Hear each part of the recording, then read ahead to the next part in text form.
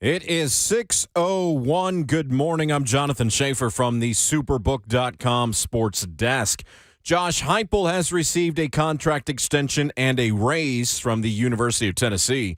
Fresh off an 11-win season and an Orange Bowl win, Heupel's new deal will pay him $9 million a year. It makes him the fifth highest-paid coach in the SEC. The extension runs through the 2029 season. To the hardwood, Kentucky defeated Vanderbilt at Memorial Gym 69-53. To the ice, the Predators, a 2-1 win over the Winnipeg Jets at Bridgestone Arena. Nashville has won 2 in a row. And Scott Rowland has been elected to the Baseball Hall of Fame. Former Rockies first baseman and VFL Todd Helton just missed out on his 5th try. Raleigh Foundation Repair and Waterproofing needs. Visit USSTN.com. Breaking news at once on your home for the Titans and the Vols. This is 104.5 The Zone.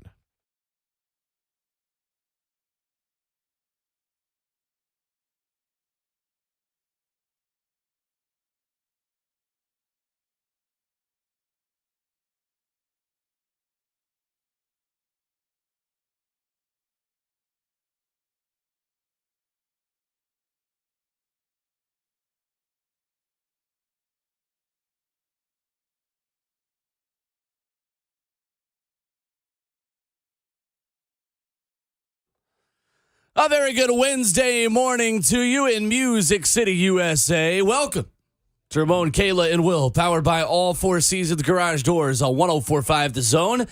The Titans' offensive coordinator search continues while Josh Heupel gets a raise and a big-time contract extension. Money. We've got Tennessee basketball tonight. We've got lots to discuss this beautiful rainy morning in Nashville, Tennessee. Alongside 11-year NFL veteran, Vol for life, Pittsburgh Steeler and Tennessee Volunteer, Ramon Foster, and Gunner, I should add. And Gunner. Seattle Seahawk broadcast veteran, and when you capitalize the J, just make sure it's right in front of Kayla Anderson, who's here. And we're not joking about that, friends. And Jonathan Schaefer, the best producer in the world. Threat. The best Yes, it producer was. in the world. Capitalize the J in his name, too. That's basic grammar. I'm Will Bowling. 615-737-1045 is our number. Kayla ain't fooling around, y'all. Yeah. When I hear little things happening around, I just want to make it clear. Jeez. Is there something specific? Who do we you'd like like to to mention? mention? I'll let it all kind of play out. Put a need to name find on a it. name. Put a Nah, I don't Who do we got that. to goof on today? I just got to say, I went to Edward R. Murrow School of Broadcasting, Hey, now. Washington State. Hey, now. Go talk to your mother about Kayla. She gonna tell you. Ain't that right? If you have Go a off, problem Queen. with my Go title, off. come at me. Ooh, I feel violence. It wasn't even me today, Will. I can sit back. Yeah, you can never Rolling sit up my back. sleeves. No, we don't sit back on this show. You know what, dog? Under any circumstance. I did choose violence a little bit this morning. I came in and the ring light was on. They're always on, okay? And they always are pointed this way. I'm like, golly. I was like, morning crew, we don't need that type of lighting. We look good anyway. Yeah, that's right. Oh, my mom. You don't need that. You don't use your light at all. look fly. I look good. Yeah, okay. No, I don't. I don't use a ring light. I don't either. I do. Oh, good. It's I funny was just when- bragging for us. When Buck walks in here, he will move every single light towards himself. He'll move Ramon's ring light. He'll move my ring light. He'll turn up the lights. He'll close he just redecorates the second he gets in here. Redecorates. Which I have to do a little bit because 3HL doesn't close the computer and doesn't turn off the light. 3HL just leaves it okay. See ya. Well, I heard yesterday that Robert had gotten onion juice all over Dawn's mic here. No. What? How would Onion you juice. I even think it know? was Bert who did the onion yesterday on. Yeah, he did. Oh, yeah, Yeah, he on Buck's show. did. Bert ate an entire onion during the course of Buck Rising show yesterday. It smelled so terrible in this building yesterday. he must What did he not. lose? What bet? I can't remember I what think that he was. just wanted to do it. Yeah, because he must he's Oh, he Manny. did? Bert being Okay. Bert. Okay. It's just Bert being Bert. You know how Manny being Manny? Oh, my God. Bert being Oh, Bert. yeah. Manny Ramirez's son also committed to Tennessee. So Yeah, Manny so- will be Oh, Manny that's in sweet. Knoxville. So. Doesn't matter. We're talking about Bert. Anyway, he had that onion and he was eating it at that microphone you're at right now. That's what I Kayla. thought. So I prepared myself this morning. Now I'm congested because the weather doesn't know what it wants to do day to day. So I can't really smell a lot, but I was prepared because Dawn had said there was onion juice sprayed over here, that I was prepared for the smell. Bert eating a Kappa apple. Wow, that's crazy. I gotta think, talk to him. honestly, somebody could have eaten an onion on this block, and Dawn would have been like, it smells like onions in here. Like that. Dawn has a very sensitive nose to what happens around her microphone. What was fun yesterday is knowing that she was going to have a comment at 3 o'clock, and justifiably so, by the way. Yeah, that was legit. Justifiably sure. so. The anticipation was worth it. There we go. That, Get the I was words wondering. out. Yeah, I was wondering how he played that up just now. Very nice. Yeah. Very Jeez, nice. he ate. And what's so crazy, I heard him like lobbying for the onion too. I did. Nope. Yeah, it was almost like he hedged the bet to lose 2 ways. Nope.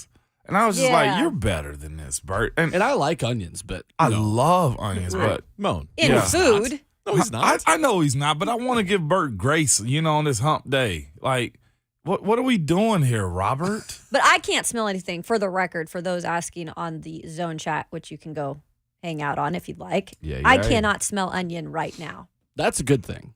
Yeah. It's not an enjoyable smell. I didn't at smell it in 6:05 there when I was morning. in the studio earlier. Okay. So, Well, Yeah, I don't Yeah. either. I don't It's either. cleared out. I just know Buck's YouTube page was still like pulled up in here when I got in here. Something different is on this computer every morning. Is it? It's ESPN.com and then something else. Jeez. So I don't know. I mean, we know it's just not us, is what you're saying, Will. My parents taught me to pick up my toys when I'm done playing. So Yeah, I'd get in don't. big trouble if I didn't pick up my. Well, I didn't have any Toys. toys to pick up. Oh, well, you, I'm lying. Oh my gosh. I'm lying. That's not true. I certainly haven't- made up for it since then, Ramon. Say what? You certainly made up for it since then, my man. yeah, Miles and right RJ about have that. plenty of toys. Don't they? Oh, I gotta show y'all updates on the Sprinter van too, man. Oh, what's up? The updates on the Sprinter van. Hey, Oh, I heard you. I was just saying, Hey. what's up? styling Looks nice. and profiling in there. Okay, this van right here. Chafin been in the last one. Will's Oh. was in the last one too. You had another one. Yeah, I had a different one. I sold that one because dude gave me a price I really concerned. I was like, yo, go okay. And of course, when you get something, just like Will wants to get a new car now, he will never say this on air. That's not true. Listen to him, he's so quick. That's not true. You see stuff more you want to years, do over again. And this one, That's true. they were asking, on the fancy meter, where do you want to go? And I was just like, okay, the higher the fancy, the bigger the price tag. Lo and behold, my beautiful wife goes down about an 8, 9. There we go. She said it. She answered the question No, for you. We want to say 6, There 7. we go. I was gonna say 6 is always a good number. Like the 8, 9. the horror, like with the dreams of an 8, 9. Okay, Oh no, she started off at 8, 9, and that means where is it going? It's going all the way to the top. That's it's terrific. going all the way to the top, and like my guy's sending me updates on the pictures and stuff, and I'm like, yeah, you're right. So does it You look got to like an 8. like a party bus inside? This one is more elegant than the other. It's got like a Maybach like style on the inside of it, like Mercedes. It's a Mercedes van, but like Right. the way they got like the 3D printers and stuff, like that's what's really crazy about it.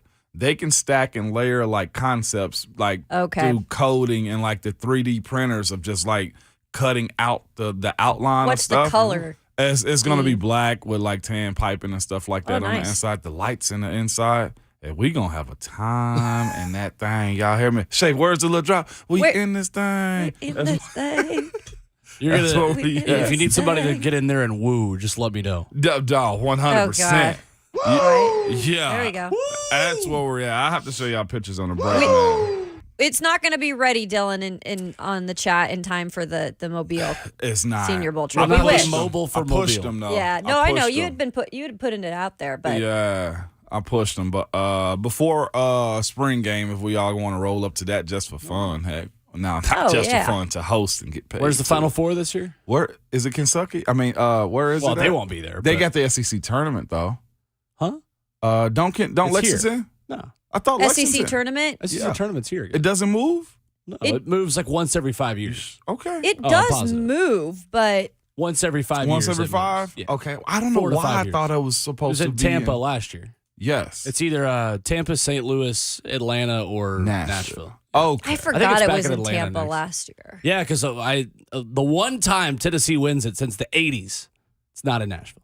Yeah, and the time that we went to cover it, the last time it was here, it was the COVID thing, and Yeah. they shut down, and Right. we were at the Tennessee game, and it never happened. Yeah, I was literally getting in my car to go to the Tennessee game. I was right downtown. Just like the Memphis game when Penny ducked Tennessee, and I was walking in the arena. I was walking. Well, that one I'm not even really trolling on that one. I was walking in the arena on that one. He lied about his players being vaccinated. That one. I remember that one. I was so ticked off. We had a car full of I was really folks. mad. I was still too. mad. I was too. Tell us how you feel. Would have been a slaughter. It would have been great. My little cousin's on that staff, and my auntie texted me, and she was like, "Hey, game's been canceled." I was like, "Auntie, stop playing. Like y'all gonna play." That's what this my game." parents said to me too. Yeah. I was like, "Auntie, stop playing." She's like, "No, your cousin said they're having a meeting about it. They pulled him off the floor, and I was like, you know we're downtown, right? Like I had everything set up, play with me man. on this, Yeah, that was by far one of the craziest days ever. But you're right. I can understand your hate for them even more now. 615-737-1045 is our number. And coming up later this morning on the show, Ben McKee from GoVols 247 joins us at 7:20. Get his thoughts on the big news of the day in Knoxville, Josh Heupel's big extension. That we'll detail coming up here in just a moment for you as well. Plus Tennessee taking on Georgia tonight in Thompson Bowling Arena.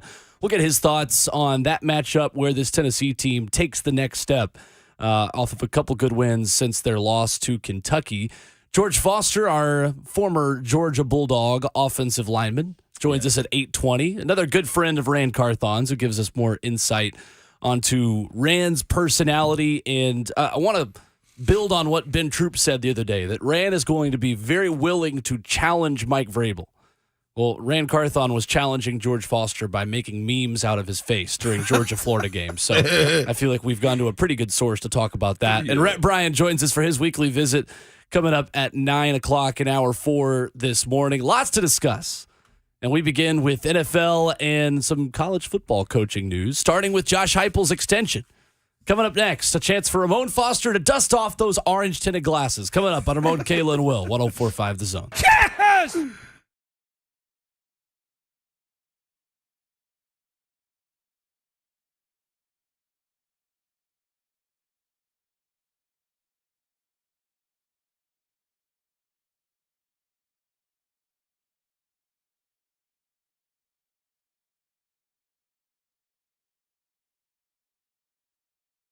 It's Ramon Foster for Craftsman on the Hill, one of the best bars around, located in Hermitage. To be exact, 3424 Lebanon Pike in Hermitage, Tennessee.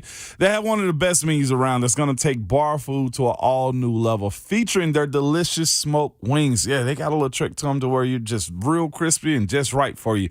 But they have everything else too: burgers, quesadillas, chicken sandwiches, salads, homemade sauces, everything you can think of. And again, it's still the wintertime, but you can get their smoked brisket chili served to you every single day.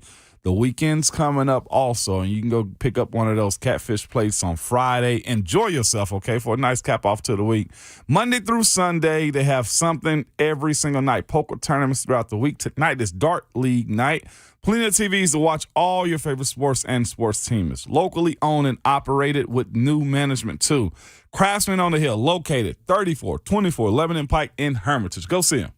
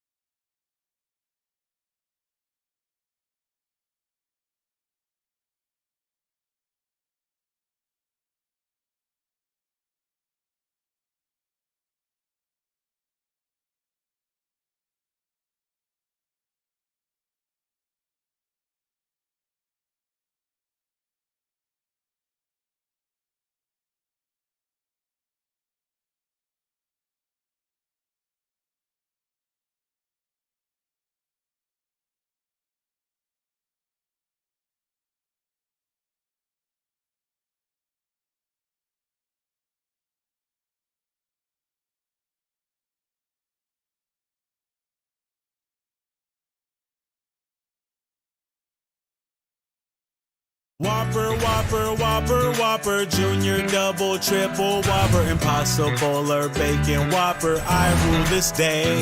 And BK, have it your way.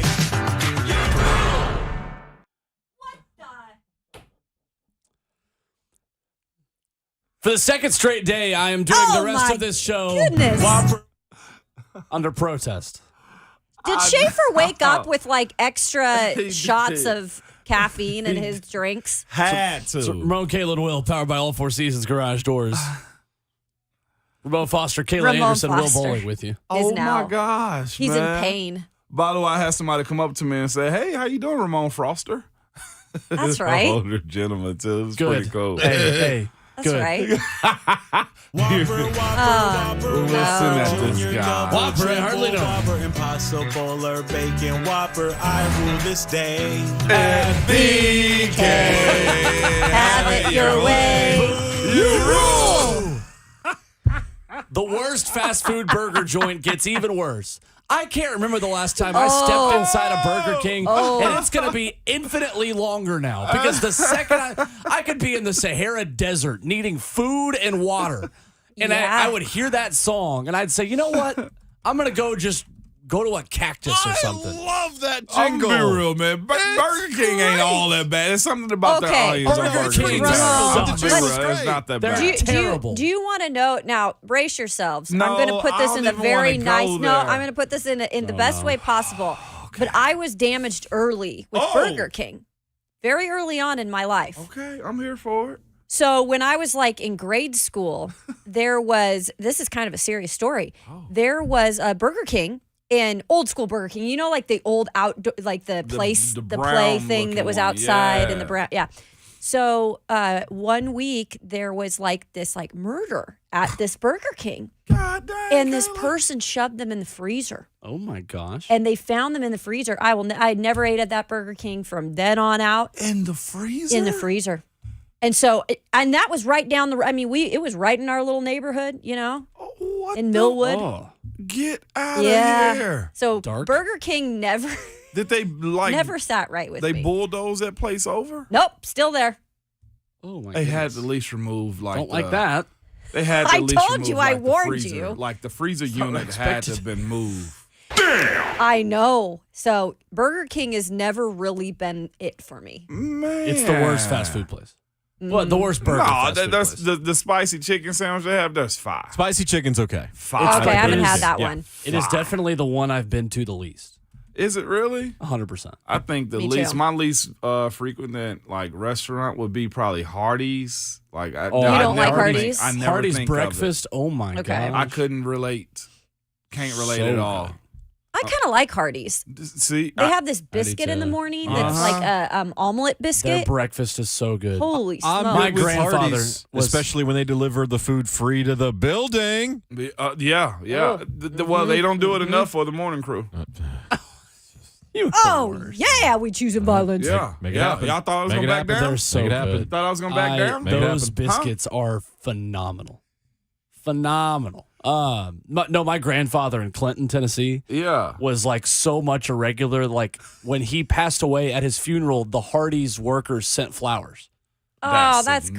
significant right there. in Clinton, Tennessee. Really Good people out in Clinton. That's pretty cool. Why didn't they send burgers for everybody? Well, that's fair. Well, but we What, had this- good food. His granddad was gonna enjoy it or what, huh, It Shay? was so good. What are we doing here? Well, wait a minute. Don't you have a dinner after a funeral? Yeah. Oh, yeah. So, Yeah, I mean, why repast. couldn't it be catered? That's true with Hardee's. You're right. Did your grandma and gramps Right. used to like when you got to go hang out with them, which I got to hang out with both sets a lot, which I'm so thankful for now that I'm older. But my grandma and grandpa used to like bring me to the fast food, like me and my brother to the fast food restaurant, like when we'd go stay with them. It was like our treat. And we go to Arby's. Really? I used Yeah. to go to the little local spot with my granddad them in the morning for breakfast. It Arby's was is so my good. least favorite. Oh, What are you talking about? Oh, I love Arby's. Well, I used to. Sorry. Arby's? Yeah, I don't Yeah. like it. Arby's is my kids love their cheese sticks Love and Arby's. curly fries. No, cheese sticks are curly good. The curly fries? fries are Oh. good. They also have a bomb buffalo chicken sandwich there too. It's pretty good. The no making me line on way this too one. hungry As the for kids 6:30 say, in the morning. as my little nephew calls Baby Ball will say, no cap. Okay, no cap. That's yeah. It's their buffalo chicken not counting. Is sandwich it good? is tier Okay. one. Hey, get the mocha shake too. Never Oh, had those it. shakes are good. I'm not a shake person from restaurants though. What? From restaurants. Excuse No, me. wait, whoa. Well, let me break From it down. Restaurants or fast food joints, because that's Fast different. food joints. Okay, Oh. Chick-fil-A That's fair. milkshakes are. I don't heaven. get it from there. Oh, have you ever had one? No, I haven't. See, he hasn't actually. even tried it. Well, it's because you're already about to just pile on the calories. Am I supposed to just go ahead and take the shake too? Yeah. Yeah. Okay. Absolutely. All right. And be It's happy called a about cheat it. day for a With reason. a smile. The best place to get a shake is Dairy Queen. Okay, the Blizzard. Oh, that's a blizzard. I mean, okay. Well, there are differences, huh? Yeah. Yeah, the Georgia Blizzards Mudge are more Fudge- like compact. And you Blizzards can are- you're yeah. supposed to be able to tip them and they don't. Hey. Turn it upside Oh. down, and then if they don't turn it upside down, you're supposed to get it Because for free. the Blizzard's like a meal. Okay, all right. Okay, It's like I a got Sonic that one. Blast. Yes. Okay. Right. A Sonic Blast. Which that- Sonic ice cream I don't like. What? Ramon! I don't. Well, Sonic is what I was raised on. It tastes the too ice cream artificial. machine's broken half the time. Anything. You don't Anyway, like the, so. you don't like the Sonic's ice cream? Well, it tastes too artificial to me. I get what you're saying. You're You feel that, artificial though? to me. You feel that? Let's be clear. Ramon makes his own ice cream. You're artificial. I've never. Your machine's broken. Sonic is the fabric with which this country was built on. Not their ice cream to Because me. in Brentwood, Tennessee, it's the only place open after 9. Literally, in Brentwood, Tennessee, That's it is true. the only place That's open true. after 9 o'clock. So What- if you're like out and about or doing any like after a football game, like anything, that is the place that you go. You go to the Brentwood Sonic. what's the best milkshake to get at a restaurant there? Hot fudge. Hot fudge milkshake, Hot fudge milkshake. from Sonic. Sonic. From Sonic. Well, if I'm saying all restaurants, all things considered, the peach milkshakes at Chick-fil-A in the summer are my favorite. I just like Oreo everything. I do too. Oreo, give me Oreo everything. Y'all, with man, you want to hear something that's crazy? I saw a clip the other day. Some dude did a food review. I want to know if somebody would do it, if y'all be willing to do it. Yeah. Oreos. Speaking of which, okay, you're down for Oreo, right? Fried. Any type Oreo, dipped, chocolate covered, white chocolate covered. Give it to Kayla Anderson. Yeah. This guy had Oreo cookies, and he dipped it lightly in sour cream and ate it, and Nope. said it Okay, tastes I like didn't cheese. No, say no. anything. Said it tastes like cheesecake. Nope. Absolutely not. Pass. Why do that when you can actually Yeah. have cheesecake? Just go I'm buy just cheesecake. saying, I'm Just go just buy the saying. cheesecake, man. I'm just throwing it out there. Psychopath. That's who's like into it? mayonnaise. I'm throwing it up out we're there. really getting to the fine line Hey. of Will Levis and mayonnaise in this oh, no. conversation. Well, Oh, no. sour cream Oreo sounds more plausible than friggin' mayo. It's and texture anything for me, else. though. It's texture. We go to the phones. 615-737-1045. Mike in the borough leading us off this morning. Hello, Mike. Morning. So I got to back Ramon up on this. The only place to get a milkshake is from Baskin Robbins. Come on now. They're Oh, I the love only Baskin place. Robbins. They're the only place that will make a chocolate milkshake with chocolate ice cream Yeah. and milk. Chocolate ice cream or vanilla ice cream and chocolate syrup does not make a chocolate milkshake. Well, that's true. That's all I got. Y'all have a good day. Thank Love you, yourself. Mike. I Appreciate it. love Baskin Robbins, man. Do ya? I have do. I have a vendetta against that place because when I worked at Dunkin' Donuts once a day, people would go through the drive-thru and be like, "Hey, y'all have ice cream? Is this Oh, is this a Baskin Robbins too?" No, idiot. What Look is at the that sign. This is voice? a Dunkin' Donuts. Oh, This is a jeez. Wendy's restaurant. Hey, can you say, Wendy's Restaurant. can you say that again so I can use it on It's another? a Wendy's Restaurant. Again, protest. Protest. Protest. I want I Wendy's. feel you. Well, what's I want Wemby.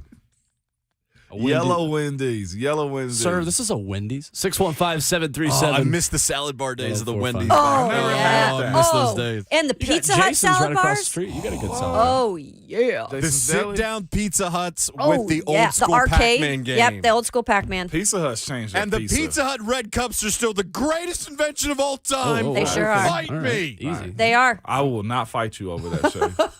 I'm with Shape on that. John in the borough up next with us this morning. Hey, John. Good morning, everybody. All right. First off, Ramon, you're wrong. So stand in your wrongness, be wrong, and get used to it. What are we talking about? All right. The greatest milkshakes of any place do come from Chick-fil-A, but they only come once a year. They're the peach milkshakes Thank that come you. out in the summertime. Thank you. There you go, Will. So I told Shafe before he put me on air, I said, we got to start a new segment, all right? And it's kind of a conditioning you back to normal life, back to regular life, civilian life, if you will. That's Where we get you to try things that normal, regular, everyday people would try. Us common Things like folk. Like drive milkshakes it. at fast food restaurants. You know. Yeah. All right. So we're gonna start doing that, and I'll offer to help. And that guy was wrong. Baskin Robbins doesn't have the best milkshakes. Andy's has the best milkshakes, and everybody else is wrong. Wow. Okay. Andy's. Appreciate the call. I just gotta say, like, peaches are so hit or miss though. I got my peaches out in Georgia. Hey, come on, okay, Beebs. Okay. Peaches are so hit or miss because you get a bag. I love when the peach truck comes around Yeah. peach season. Oh, yeah. Oh my gosh. I know y'all got the peach truck in Brentwood. They're man. everywhere. Well, not really, They but I are. know what it is. The peach stand. But like you get a peach and then it's super tart. Whenever I think of like this peach milkshake at Chick-fil-A, I think it's gonna be a tart ice cream, and that don't mix to me. Oh, okay. I don't. You think, see why? Yeah, like, I don't you're gonna think have to prove me wrong on pretty that sweet. one. No, yeah, it's So I know what I'll be bringing in one summer. Yeah, I can't get with the idea of like sundaes, like with the You're more of a pineapple, Saturday guy. strawberry, and chocolate on it. What's wrong with you?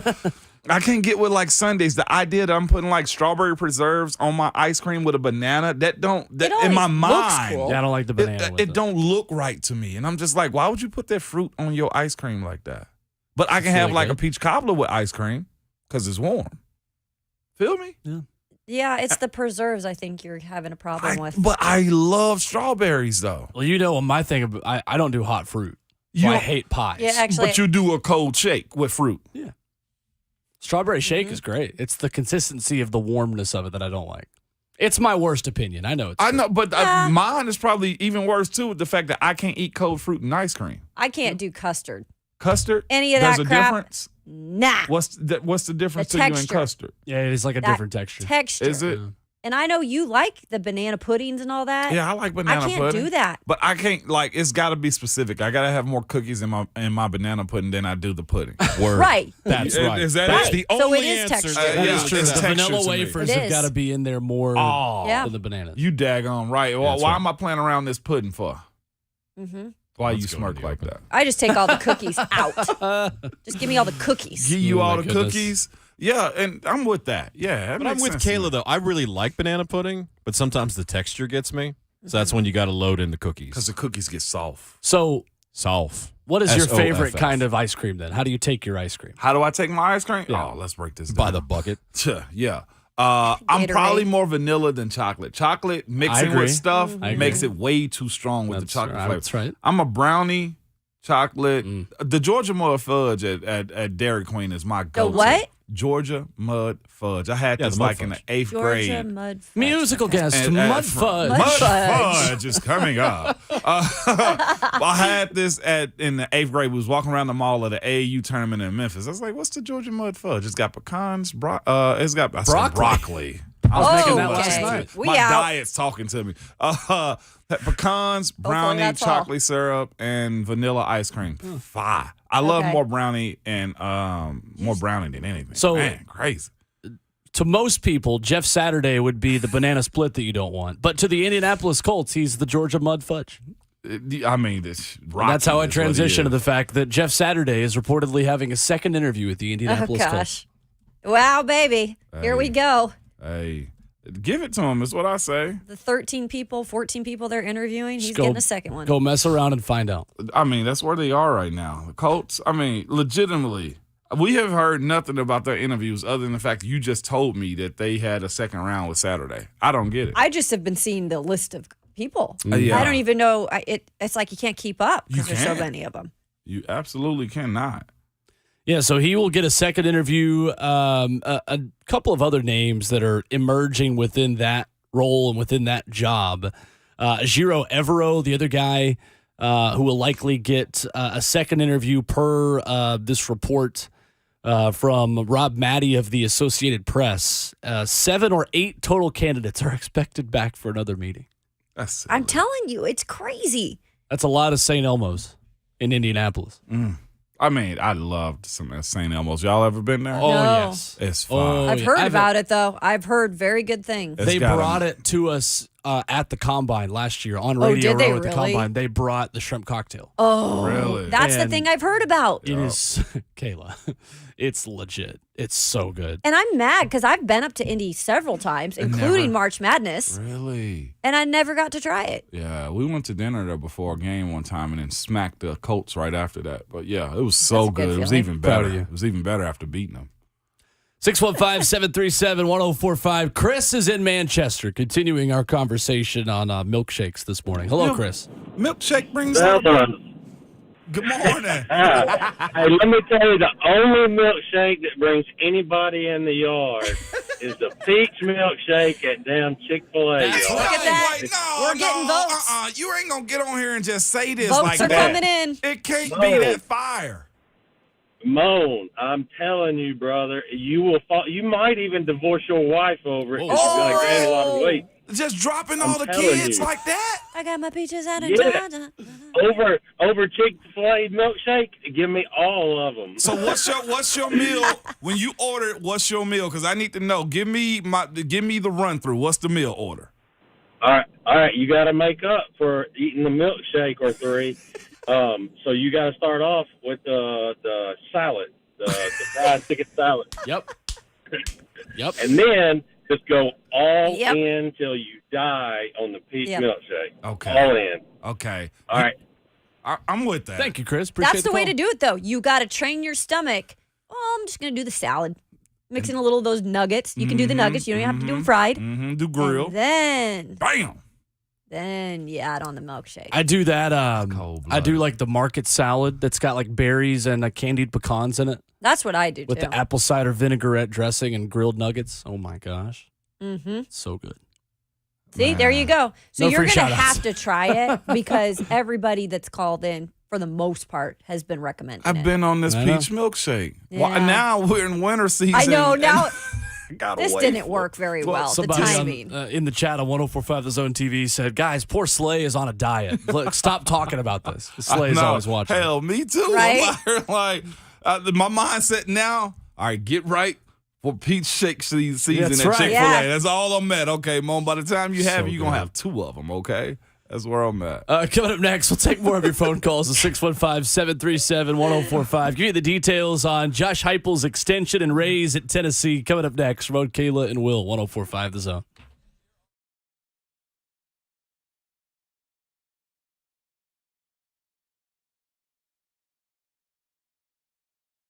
At Genesis Diamonds, it's not just a new year. It's a new opportunity to bring you more choices, more value, more ways to celebrate your love.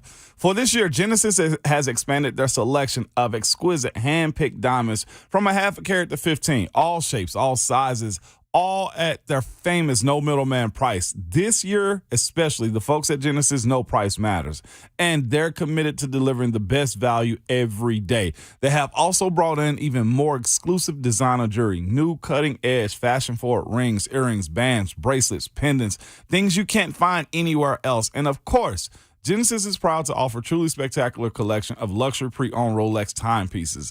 They have all the most popular models in stock with no wait list and no restrictions. Get to Genesis in 2023 and let their non-commissioned experts help you celebrate those important milestones. Genesis always guarantees the best value, the highest quality, and the strongest warranties in the jewelry industry. Genesis Diamonds and luxury pre-owned Rolex timepieces.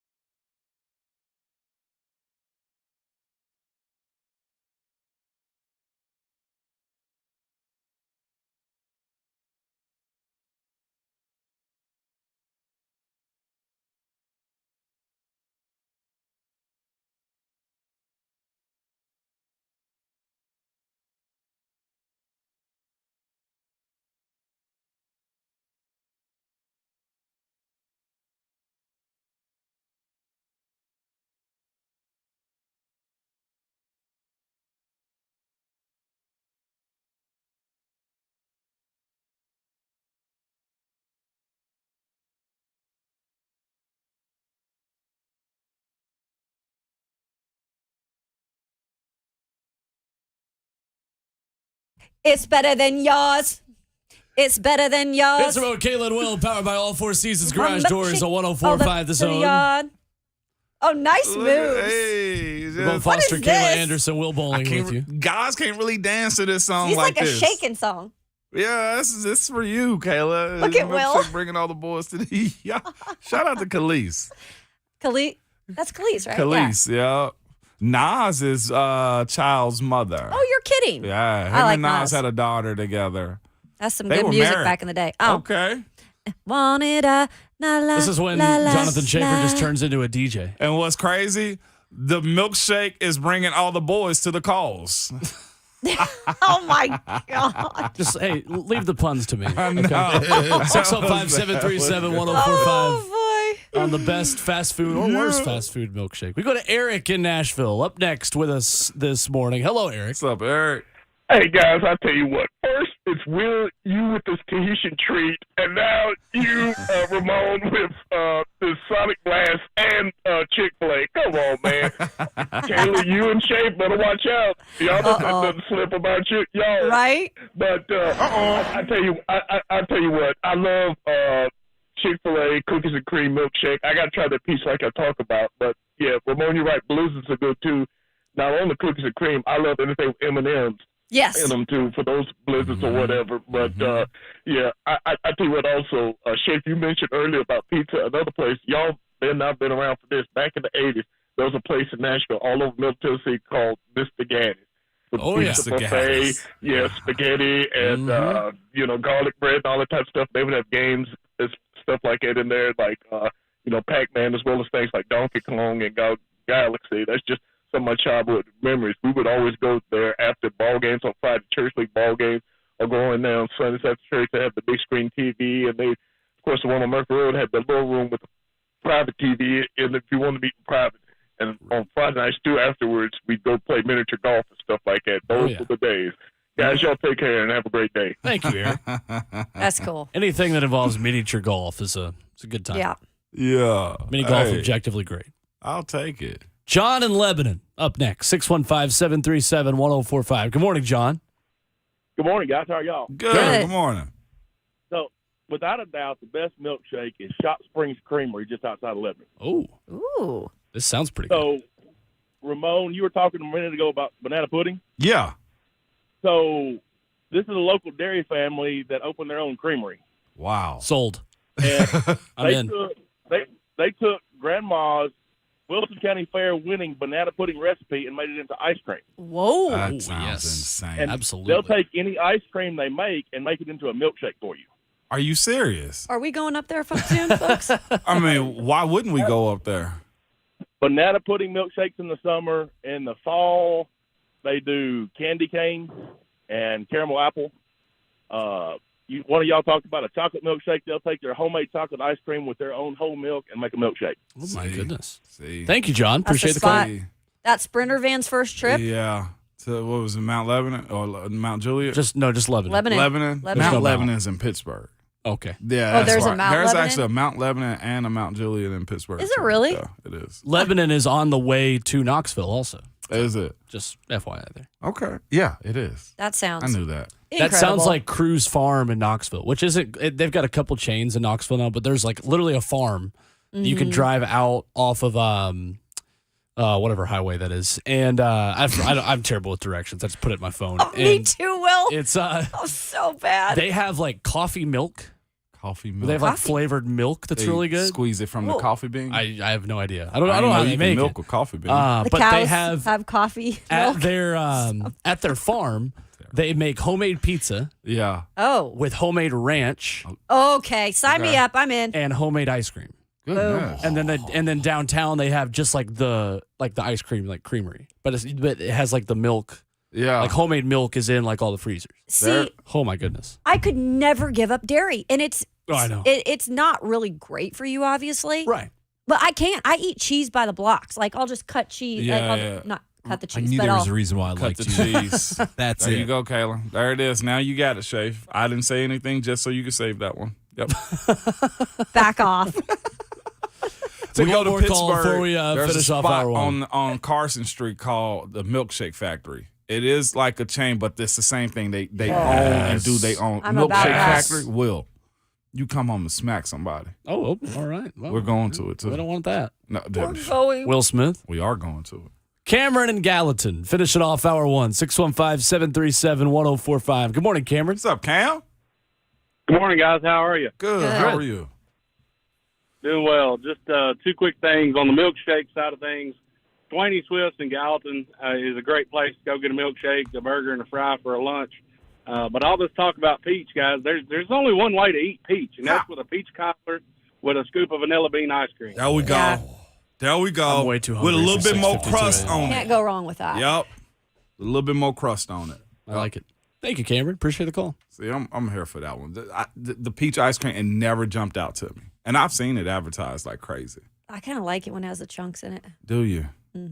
I like the crust a lot. Crust is the best part of anything. Of peach cobbler? Or? Of just anything. Okay. Like if anything is crispy, like that part of it is the best part. I saw somebody make a blueberry cobbler. Cobbler. I'm not sure how that would taste. It's good. Yeah, you're Is fine. it It's good? Oh, yeah. Is it? Yeah. For real. Cherry pie. I've seen that on commercials and Oh, movies. I love cherry pie. Is it really a thing? Yeah. I've never seen one in Got to be person. done yeah. right. Got to be done right. She's right. It has to be done right. Well, so how can it be done wrong? Well, there's tart, very tart. See, and that's what I'm afraid It's the cherries. of. Yeah.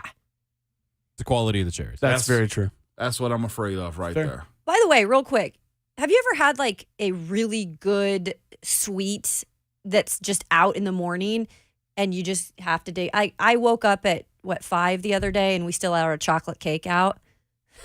Straight up, what you do? Oh, I've done that before. Please tell me you Cutting grab. into the You chocolate cake at Oh, yeah, 5 a.m. There you 100%. go. There you go. That was when I lived at home. The My caffeine. my dad would make this like chocolate chip pound cake. Yes. A chocolate chip Oh, pound. I thought pound cake was man. only made one way, and that was like 10. Yeah, but then you had the It's chocolate like a chips. chocolate chip like cake, Straight up. and I would grab a piece of it and then leave for the day. Papa Oh, Bowling just man. out here just balling in the kitchen. Oh yeah, I would like to taste test that one. it's really good. It's my favorite. He's listening. Mm-hmm. Don't even put an order in. Papa Caleb. bowling. It's like here in 5 minutes. It'll be Coming up dropped off by next. 9 o'clock. Coming Yeah. up next, hour Yeah. 2 begins, and this becomes a sports show maybe again. Sorry, Josh guys. Heupel, Not sorry. has an extension. We'll give you the details on the big money that he gets and how it compares to the rest of the SEC. On the other side, under Ramon, Kayla, and Will, 104.5 The Zone. Meow.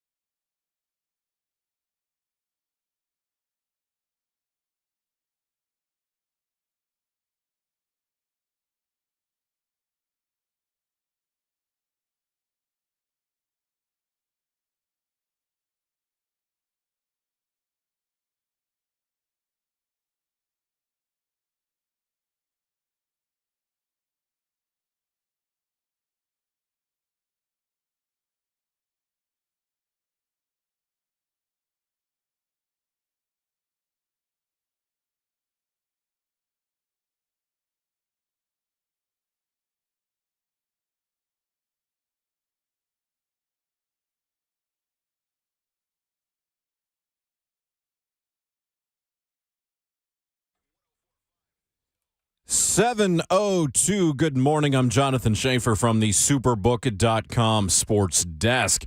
Josh Heupel has received a contract extension and a raise from the University of Tennessee, fresh off an 11-win season and an Orange Bowl win. Heupel's new deal will pay him $9 million a year. It makes him the fifth highest paid coach in the SEC. The extension runs through the 2029 season. Men's college basketball last night, Kentucky, no problem over Vanderbilt, 69-53. Coming up tonight, Georgia at number 4 Tennessee, tip-off at 6. Pregame at 5:30, courtesy of the Vol Network, right here on The Zone. To the ice, Predators 2, Jets 1 last night at Bridgestone Arena. Nashville has won 2 in a row. And in Major League Baseball, Scott Rowland has been elected to the Baseball Hall of Fame. Former Rockies first baseman and VFL Todd Helton just missed out on his 5th try. For foundation repair and waterproofing needs, visit USSTN.com. Breaking news at once on your home for the Titans and Vols. This is 104.5 The Zone.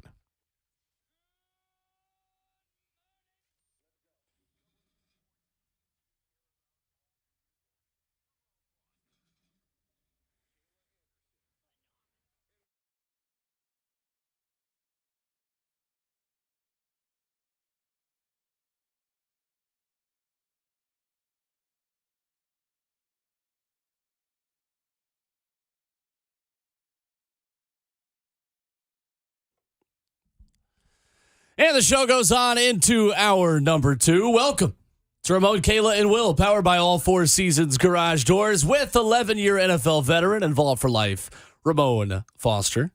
Make sure you don't put the E on the end of Ramon, by the way. Please don't. Kayla Anderson, our broadcast veteran journalist, whose J is always capitalized, and Jonathan Schaefer, making the show happen. The best producer in the world of the world. Will Bowling here with you, taking your phone calls at 615-737-1045. And Josh Heupel got paid yesterday. Yes, he did. Yeah, he did. Money. Through January of 2029, 7 ranked wins for Josh Heupel, 3rd nationally among FBS head coaches ever since he got the job.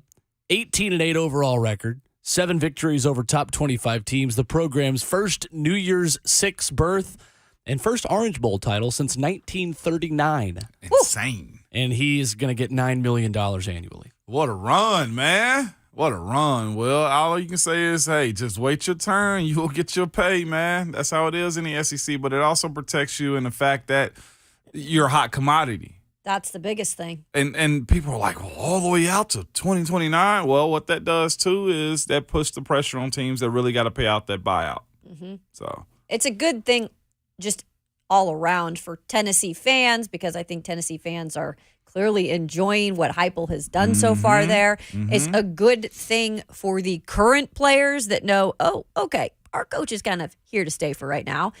And for recruits. yes. Right? That was the biggest thing for me in football recruiting, because I knew coaches leave. I knew a little bit of that life coming out, but that was our biggest thing. Like my mom, I remember, are you going to be there?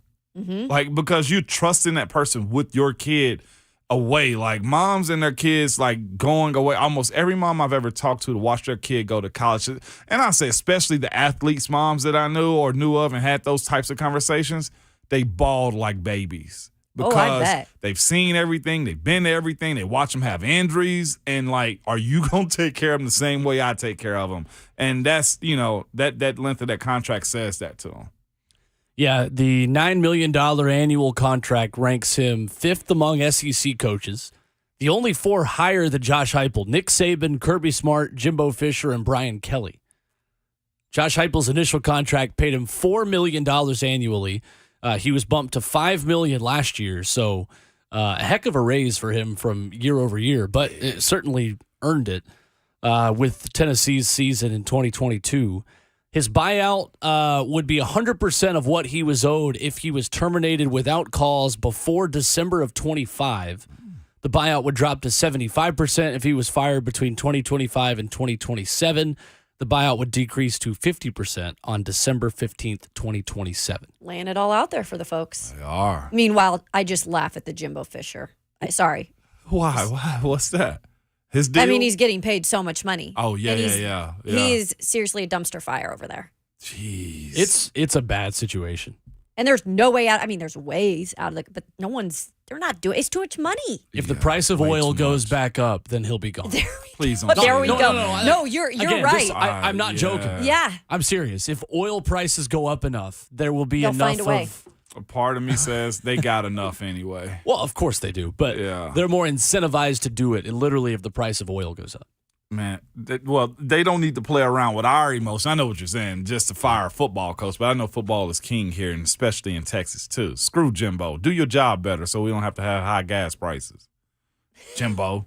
That's where I'm at. Who's the other one, too? The Kirby. Bucky's. Is Yeah, another Buc-ee's you're talking also- about Bucky. yeah. I thought you Every meant time I get a coaches. brisket sandwich, I think I'm contributing just a little bit to Jimbo Fisher's buyout. I know. It makes you a little sad. I know. By the way, I did check on that, too. Coming back from Georgia, I had to take that trip to Georgia about a couple of weeks ago, and I stopped at that Bucky's coming back. Athens, Georgia. Athens, Georgia. Not Athens. Sorry, that's it's north of Atlanta. It's Calhoun. Calhoun. But I stopped at the Buc-ee's. I told y'all, they don't have like gas station signs outside at all. Yeah. You just go in there Right. because hey, it's a convenience store mall. Let's go have a ball. It's not clean. realizing, and it's super clean and way too many toilets, but I love it.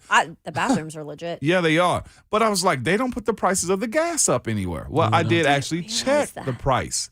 The diesel was like 5 cents cheaper than the one across the street. I'm telling you. Really? God's country. Yeah. I'd let those young men Say and it. women cleaning that place run our country. I would. Well, the thing is there's so many employees. There are. I'm telling you. I mean, there is a lot of employees in that place. That's It's like awesome. it's right up there with the Alabama football support staff and the amount of analysts they have. Yeah. Like how many analysts does it take to win a national championship at Alabama? That's how many chance he people it gets. takes That's to so clean funny. Buc-ee's. Every chance. But you I'm not get. complaining about Buc-ee's. I mean, I love it. They're Me stocking neither. every second you turn around. They're stocking something else up. It's Yep, fantastic. 100%. And what's more interesting is into the bathrooms, they got art for sale, y'all. Oh yeah, they've got like UT art in the Crossville one. Do they? Yeah, I went never- up there I didn't pay attention. when I went to the Kentucky game. I saw I'll be up there again Saturday morning. Saw a bison, There you go. a zebra, some horns up there. I've gotten hooked on Hey. their kolaches. Wait. You just can't say that as if everybody know what kolaches are. That sounds like a watch to me. Shafe, you know what a kolache is? Heck yeah, I know what a kolache is. Thank you. I don't. Thank you. See, me and you, Yeah. too ratchet So for that. basically, type of Shafe, life. it's a pastry that has sausage on the inside of it with a little bit of Oh. cheese. Yeah, pretty much All it's right. German. Yep. It's I think it's Czech. Mm-hmm. Yeah, which you At know. one point in our history was about the same thing. Oh, no. And it is they warm it up for you, and it's basically like you take like a pastry, and instead of Yeah. you could do like the strawberry cream cheese filling, Yeah. or you could do a boudin one. All right, here it is. Boudin is the best one to get. Kolache is a highly addicting Eastern European delicacy, a butter dough pastry filled with a variety of sweet and creamy fillings, enjoyed for holiday entertaining, breakfast snacks, or an evening treat. But I don't want the sweet stuff. I want like the sausage and cheese. Yeah, but you can do Is that that too. good? You can do that too. Yeah, Okay. there's a sausage and cheese one, but the boudin one is the best. The boudin. Ain't that what you Buddha, call cuffing Buddha. season It's, in the winter? But the boudin one is Excuse me? That's what you call cuffing season in the you are winter. So, Boudin. you are a menace to society. Hey, Kayla's here with me, okay? It's like Damn. it's like gumbo on the inside of it without the sausage. It's like this like rice and like cheesy mixture on the inside of a pastry. Oh my Yeah. goodness. Yeah, so its origins are Czech, but again, we don't even have Czechoslovakia anymore. That's so right. It's just kind of, I Eastern can thank my Right. brother for getting me hooked on the boudin kolache. And that's part of the reason in Texas they're so popular, because there is a large German population Yeah. that immigrated Oh, to yeah. Texas. Yep. Okay. Huh. well, coming up See, tonight, you can learn history on this show too, folks. history, There we go. food, Sports the at sports times. mixed in at times.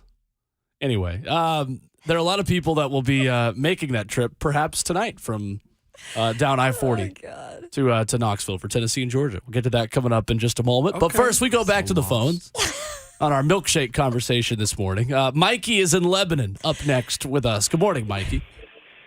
Yo, what's up, guys? Hey. What up? I'm good. So I was calling to kind of like confirm what one caller said. So he said Shop Springs Creamery, and I have to agree that is some of the best ice cream you can find around. Get out of It's, here. it's locally owned. It's Nice. towards Watertown, if y'all know where that is. Yeah. Oh, yeah. In Lebanon, you drive to Sparta Pike, and it's right there on the right. It's like 10 minutes down the road. Once you get off the interstate, really good ice cream. And so I had another question. Where would you rank the SEC coaches for football based off of their contract? I know how Heupel's fifth, and I feel like he's one of the better coaches in the league. And so I was just wondering what you guys thought about that. Thanks, guys. Have a good day. Thank you. You too. Thanks. Well, I'm putting Jimbo at the bottom of that 5. We'll ask Ben McKee that coming up next too and get his thoughts. By the way, apparently I mispronounced Boudin. It's Boudin. Boudin. Okay. Yeah, the Better Bowling fixed that. Yeah, my brother Wes is Shout out to Way to go, Wes. tweeting Shout the show. out. Listening from the Ottawa Snapping airport right now. necks. Ottawa? Yeah, we're going international. Ottawa. Wait, hardly he's in know her. Canada? Yeah. Nice. That's doing where up there? That's where his wife's family's from. No kidding. Oh yeah. Does he go to a hockey game ever? Yeah. His Cool. kid got dual citizenship? Mm-hmm. Tuh. I think so. That's yeah. pretty cool. That's a step above everybody else in this It's class. cool up there. I mean, it's literally cool up there. Yeah, There's it's like snow cold. everywhere. But yeah, pretty cool. They're in the hockey? Yeah. They are? Well, We've gone that's international this morning. big up there. Look at us. Woo. That's right. Who'd have thought? We're a soccer we'll family. We'll ask Ben McKee that coming up next and his thoughts on where Josh Heupel's deal ranks among these other top coaches of the SEC and the value of the number Tennessee got him at. And preview Tennessee and Georgia coming up tonight in Thompson Bowling Arena. Maybe you're making the drive on I-40. I mean, it's Georgia, so maybe not a ton of reason to do that. But maybe that's more on Saturday for Texas. Anyway, Ramon, Kalen, Will, Ben McKee up next, 104.5 The Zone. menace. Go to break!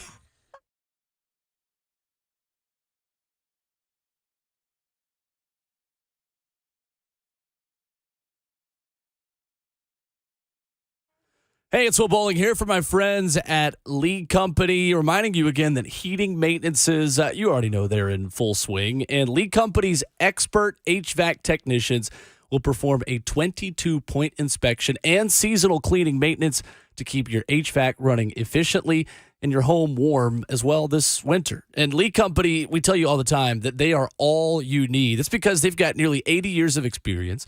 They're open 24/7 with over 950 vehicles in their fleet. They've got over 1,600 employees, and with their 14 community locations, they are ready to help you at a moment's notice. So make sure your home is warm this winter and make sure that your HVAC is running as efficiently as possible. Give them a call at 615-567-1000. They're online at leaguecompany.com. That's 615-567-1000. League Company, all you need.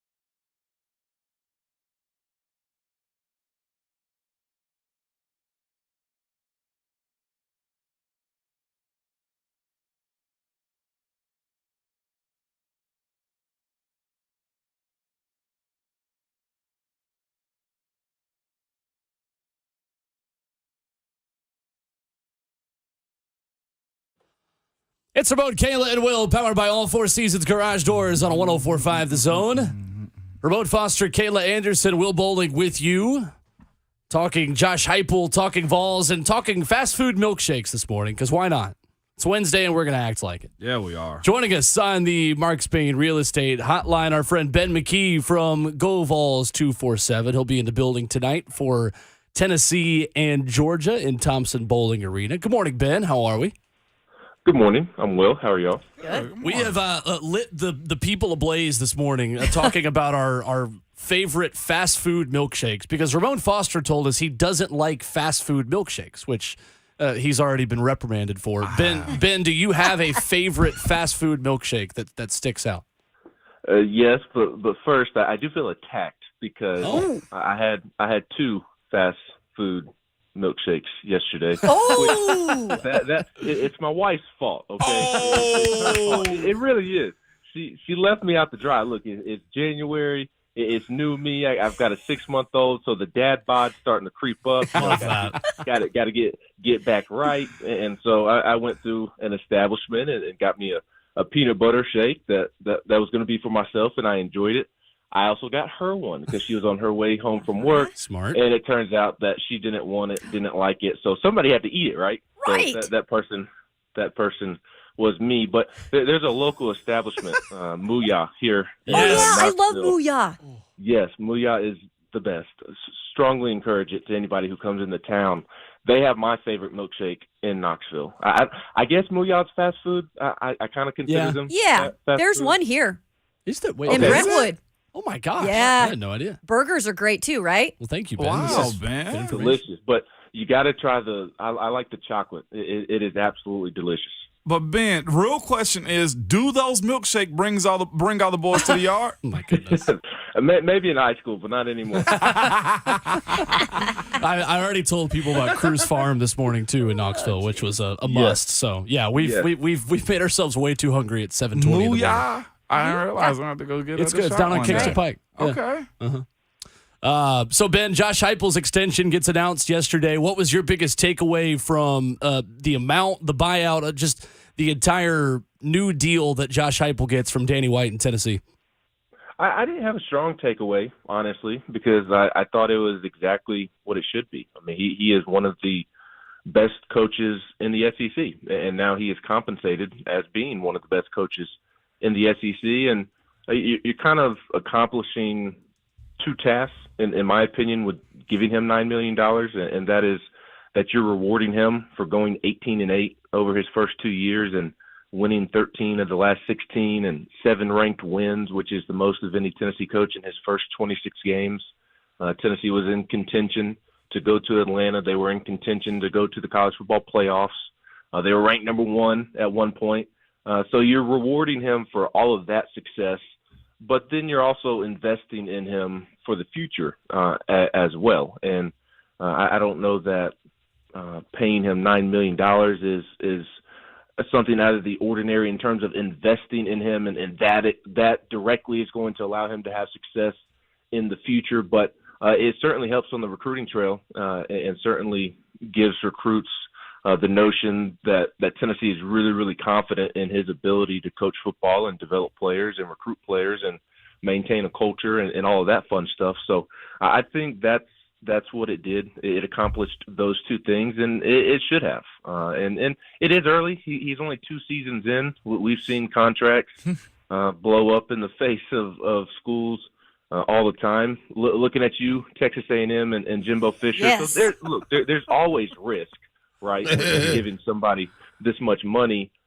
But I would be very surprised if Tennessee regrets this one day. I just think with his ability to recruit, his ability to coach and develop his players, but most importantly, maintain a culture, both in the locker room with the players and on his coaching staff with his coaches. I would be very surprised if this amount of money, which it's a lot. I mean, he's up there in not quite Saban and Kirby money, but he's up there with Jimbo Fisher and Brian Kelly money. And Jimbo's won a national championship, and Brian Kelly has coached in a few. So he's making quite a bit of money, and I'd be very surprised if it blew up in their face. when it comes down to this contract, you mentioned something too, and we spoke about it. I'm an old school guy when it comes down to, picking and choosing. If I'm with you, I'm with you, right? And where I'm at right now with the coaching side of things, does a player still select a school based on the coach? You mentioned the longevity of what this contract can mean for him and the stability. Does that matter anymore to these recruits? I think it matters. I don't think it's the deciding factor. I think the deciding factor nowadays is NIL money and can you get me to the NFL?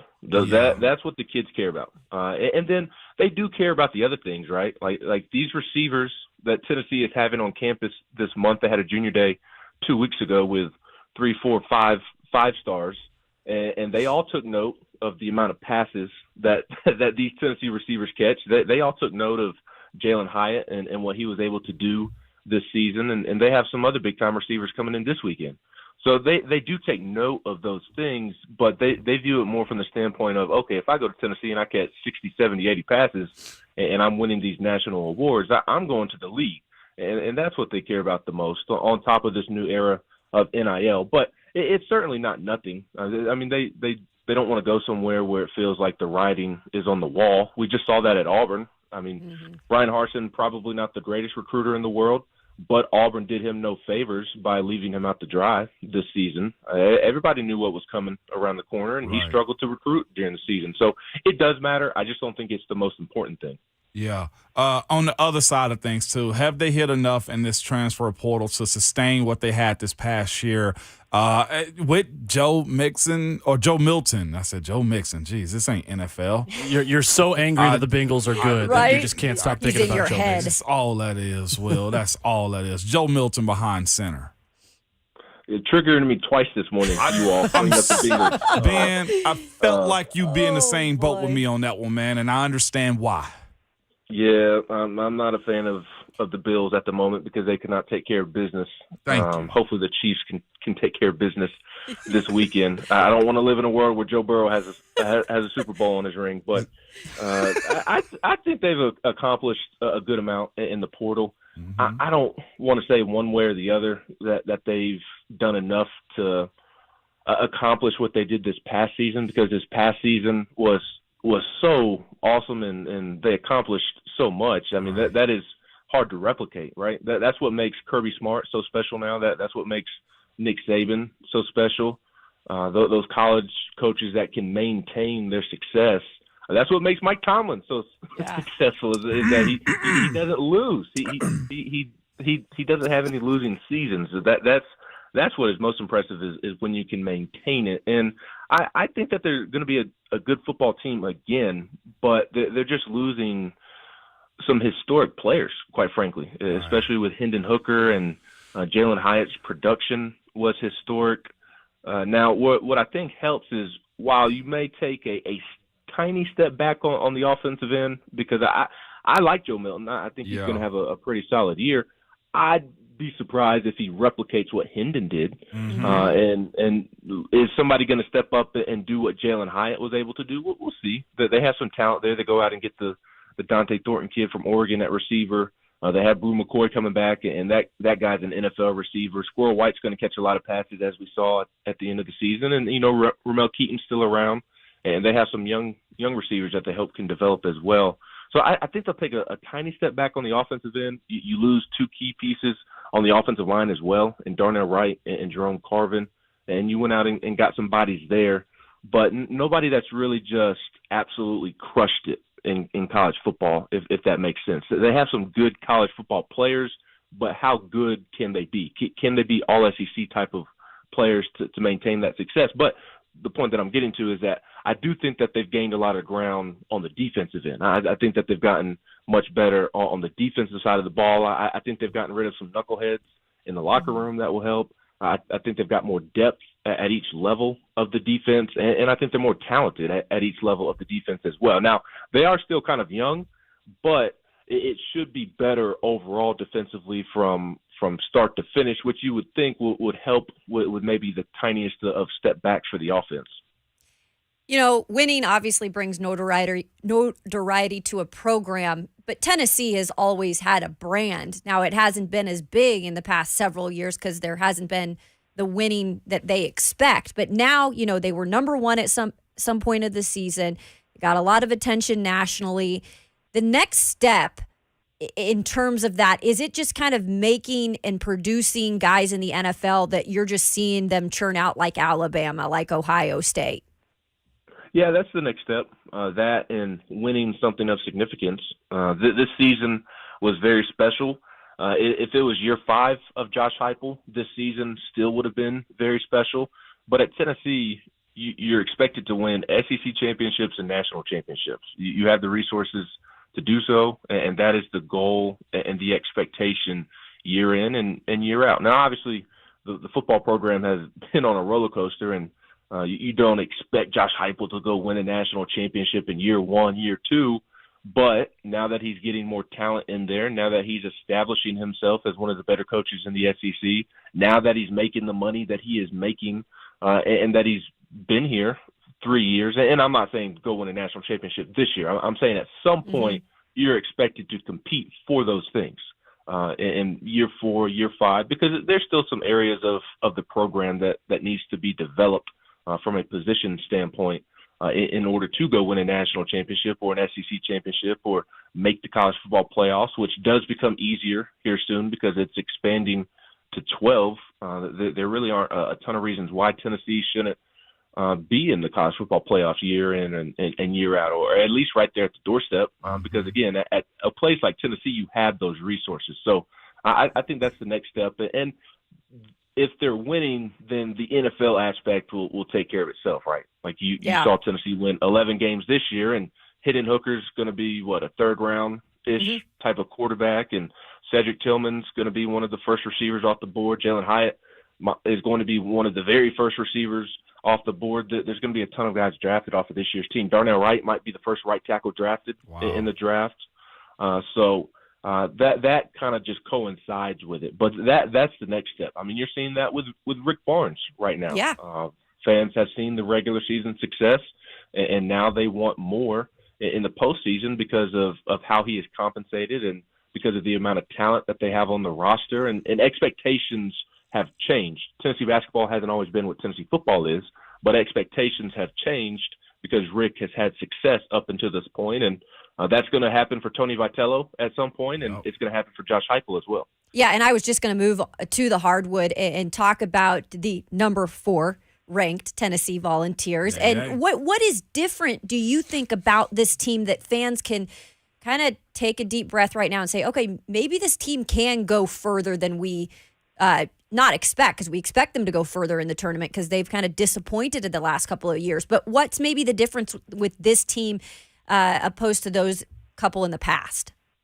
Right. Well, I think the main thing is that the defense is just so good. I mean, it is elite, and we live in a world now where analytics are so important in sports, and that they are very important. I think it's very helpful information, but you do also have to have a little bit of the eye test, right? You can't just solely rely on analytics. At least in my opinion, you can't.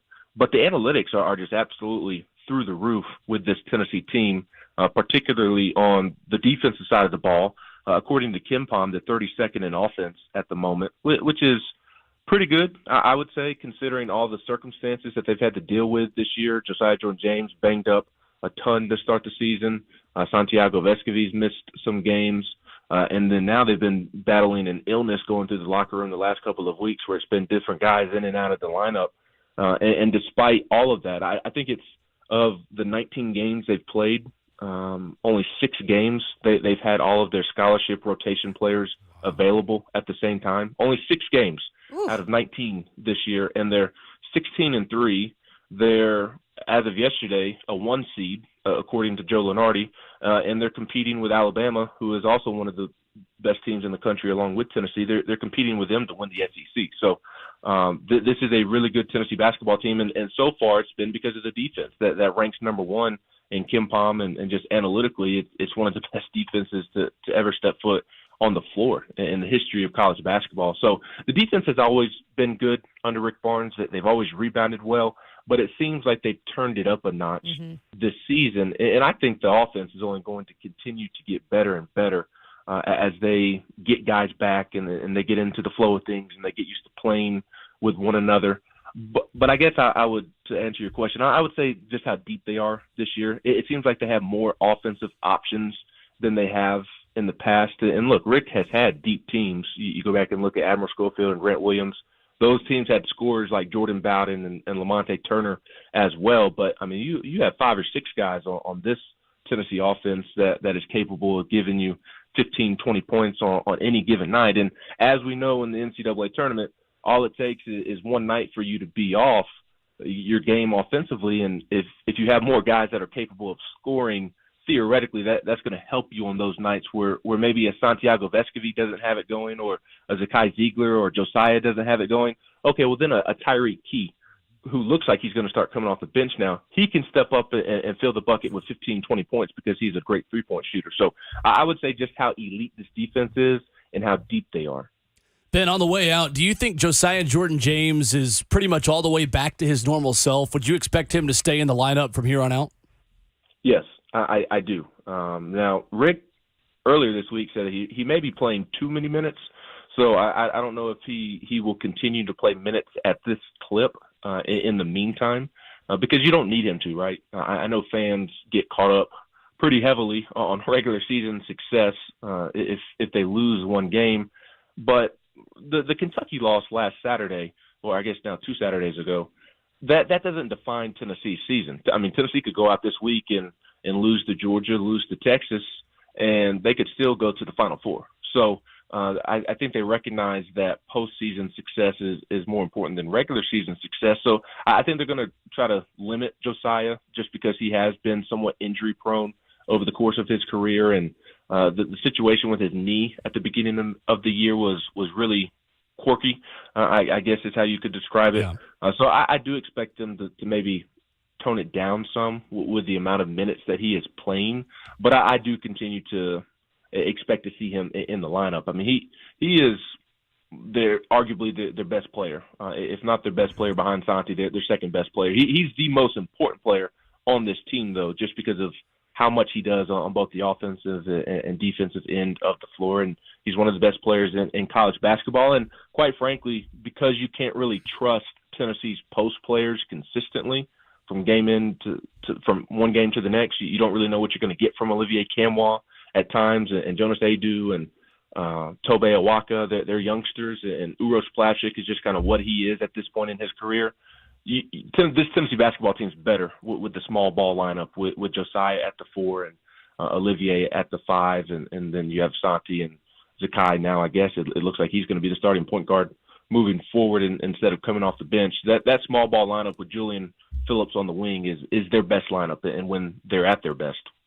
Ben McKee has been our guest. GoVols247 at Ben McKee 14 is where you can find him on Twitter. Appreciate the time as always, man. Appreciate it, Ben. Thanks, Ben. Thank y'all. Y'all have a great week. You too. You too. There's Ben McKee with us this morning on the Mark Spain Real Estate Hotline. And coming up next, guys, I've got a theory on why Tennessee fans are so reluctant to get excited about this Tennessee team that goes beyond just the March success. Basketball, you mean? Yeah. Okay. All right, for sure. Tell you what that is coming up next. Ramon, Kayla, and Will, 104.5 The Zone.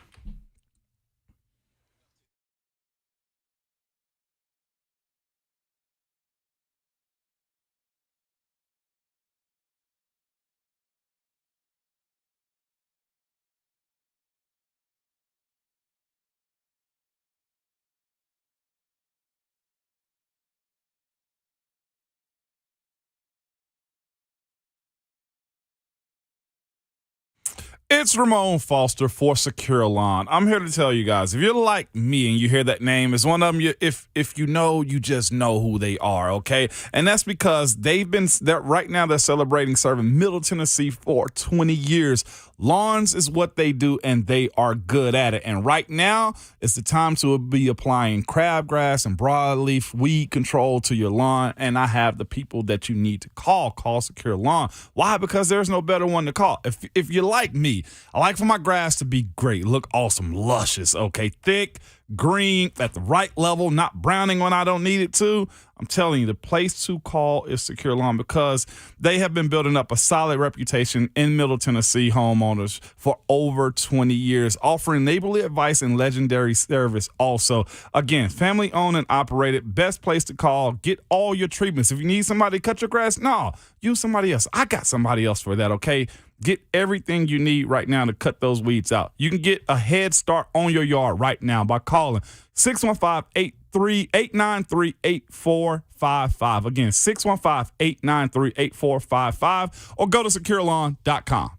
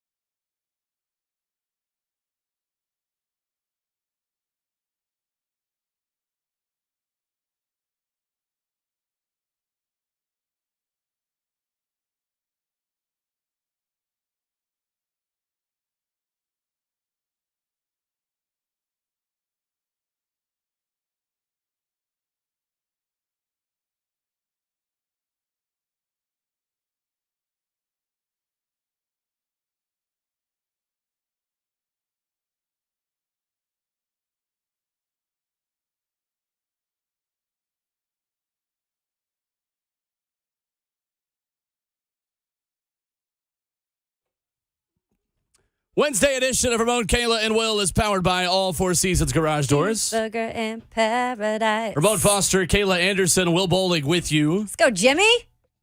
It's been a very hungry show this morning. It has. Very hungry show. So I've got a theory on why Tennessee fans are not buying into this basketball team. Okay. And before I go into that, the March success is the reason, right? Tennessee not winning in March and Rick Barnes not advancing past the Sweet 16. Mm-hmm. Bruce Pearl did it. Rick Barnes hasn't. I think Tennessee fans are applying the same thinking they applied to Josh Heupel to this basketball team. And I was in this boat when Josh Heupel got hired because Tennessee fans talked themselves up to Jeremy Pruitt might be the guy.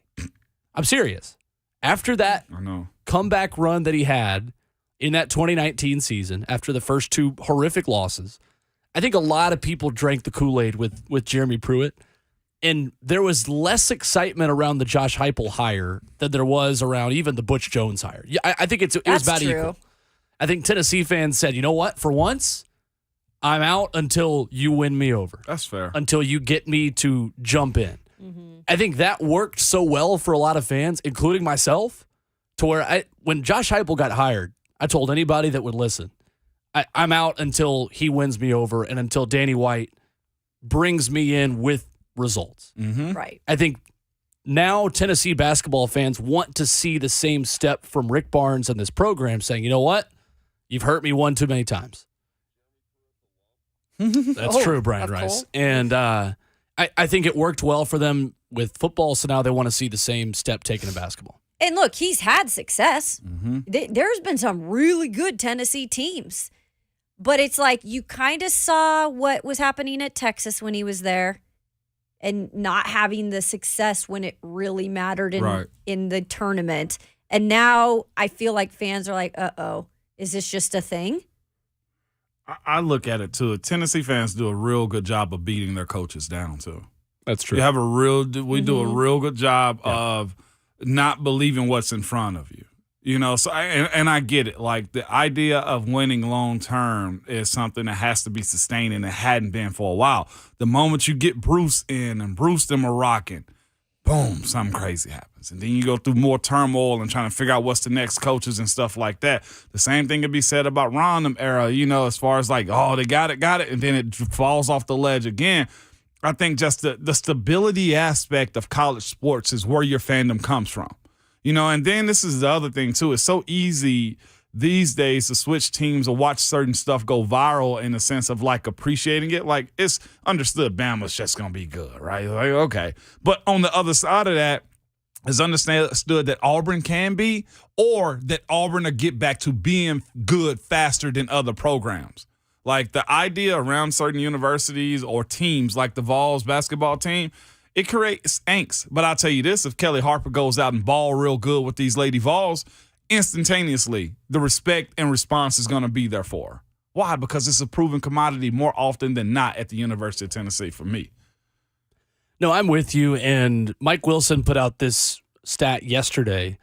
Said Tennessee is ranked in the top 5 of the Associated Press poll for the 17th time in the past 5 seasons. Before that, in the prior 70 seasons, Tennessee was in the top 5 17 total times. Yeah. So Rick Barnes has been in the top 5 the last 5 years, as much as Tennessee was in the top 5 the 70 years before that. I'll take it. You have to understand the history of Tennessee basketball to understand where this program is. And Rick Barnes leaving them whenever he does, which I don't think is really. I don't see You that. think he's going to roll? I think he's pretty happy. This is the other thing, too, around that, too, Will. Most people, for at least the conversation strikes up all the time, even with Tony. Well, it's only a matter of time before Tony leaves. I don't think that's the case. Rick's also how old? I don't know. Early 60s, I think. Rick is not 40-something. But it's almost like, well, do you dive into Tennessee 68. baseball then? Why 68. Why is it, 70. cool for Vandy, but like basketball and baseball are apples and oranges? I know, but what I'm saying is, as far as diving into how good a team or so is, that's my conversation. Well, the age, though, is what changes it, because you're talking about a coach in his 40s versus a coach in his late 60s. When did Corbin take over at Vandy? Was it 40s? He's been there almost 20 seasons, so about 40s. So it was like Corbin's very unique. I'm going to put that. Okay, Corbin's that's real. very unique. That's real. And Okay. Nagy's a big part of that too, his wife. His wife. Okay. Mm-hmm. That's real. So I don't know if I would compare that specific situation. And I don't know Tony's long-term goals either. Maybe his long-term goal is to stay in Knoxville to win championships and just stay there. But I don't really know. Do you?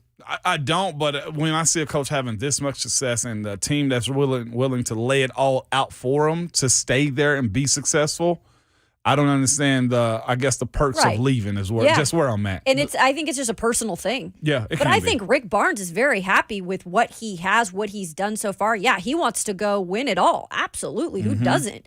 But I feel like he can recruit. He's at Tennessee where everything's seeming to be out at the top when it comes to sports. Like, I wouldn't be leaving. Well, the thing, too, is that the point I was making is that he's left it a lot better than he found it for whoever's next. I feel like he is cut from the same mold, and it's the same generation as Nick Saban.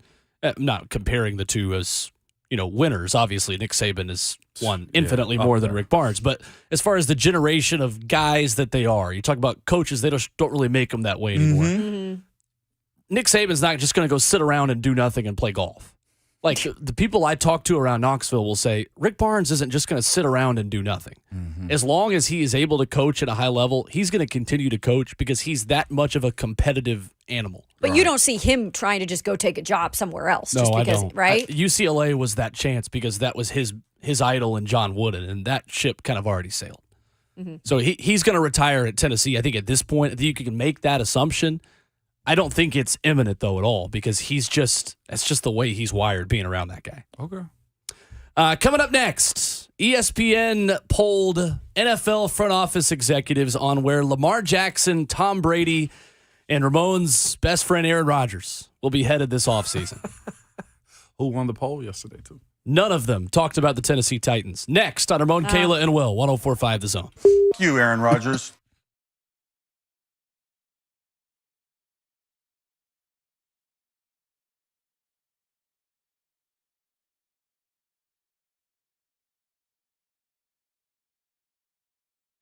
All right, let's talk beautification. I'm joined now by Dean Glasscock of Arbor Art Tree and Shrub, your expert in trees and shrubs in Middle Tennessee. And Dean, it's important for us to properly maintain the trees and shrubs around our homes, of course, but what exactly is plant health care?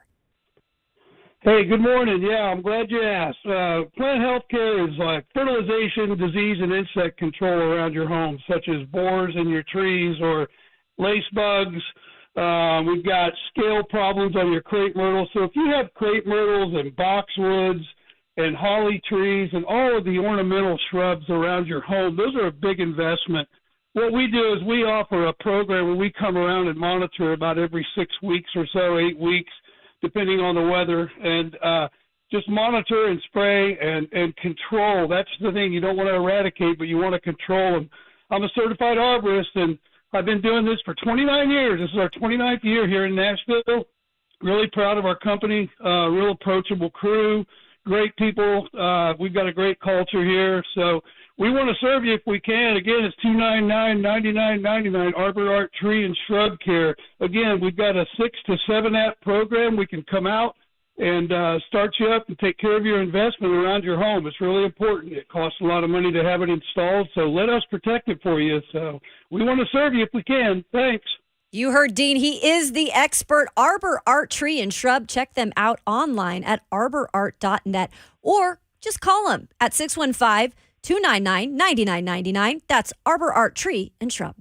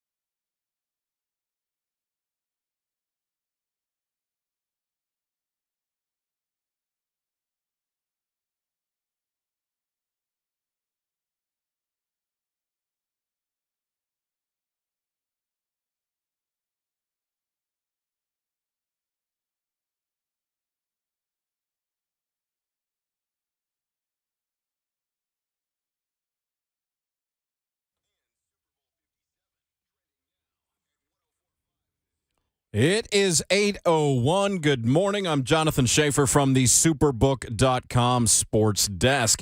Josh Heupel has received a contract extension and a raise from the University of Tennessee, fresh off an 11-win season and an Orange Bowl victory. Heupel's new deal will pay him $9 million a year. It makes him the fifth highest-paid coach in the SEC. The extension runs through the 2029 season. Men's college basketball last night, Kentucky defeated Vanderbilt 69-53. Tonight, Georgia at number 4 Tennessee. Tip-off at 6. Pre-game at 5:30, courtesy of the Vol Network, right here on The Zone. To the ice last night at Bridgestone Arena. Predators 2, Jets 1. Nationals won 2 in a row. And Scott Rowland has been elected to the Baseball Hall of Fame. Former Rockies first baseman and VFL Todd Helton just missed out on his 5th try. For all your foundation repair and waterproofing needs, visit USSTN.com. Breaking news at once on your home for the Titans and the Vols. This is 104.5 The Zone.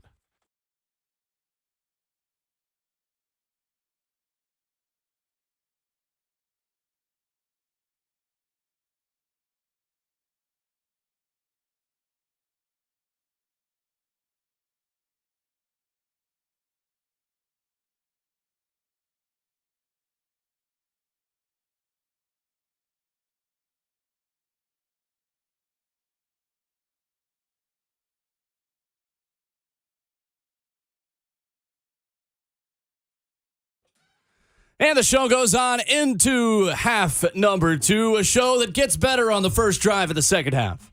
It's Ramon, Kayla, and Will, powered by All Four Seasons Garage Doors. George Foster, former Georgia lineman, coming up in 15 minutes. He knows Rand Carthon very well. Will give us more insight on the Titans' new general manager.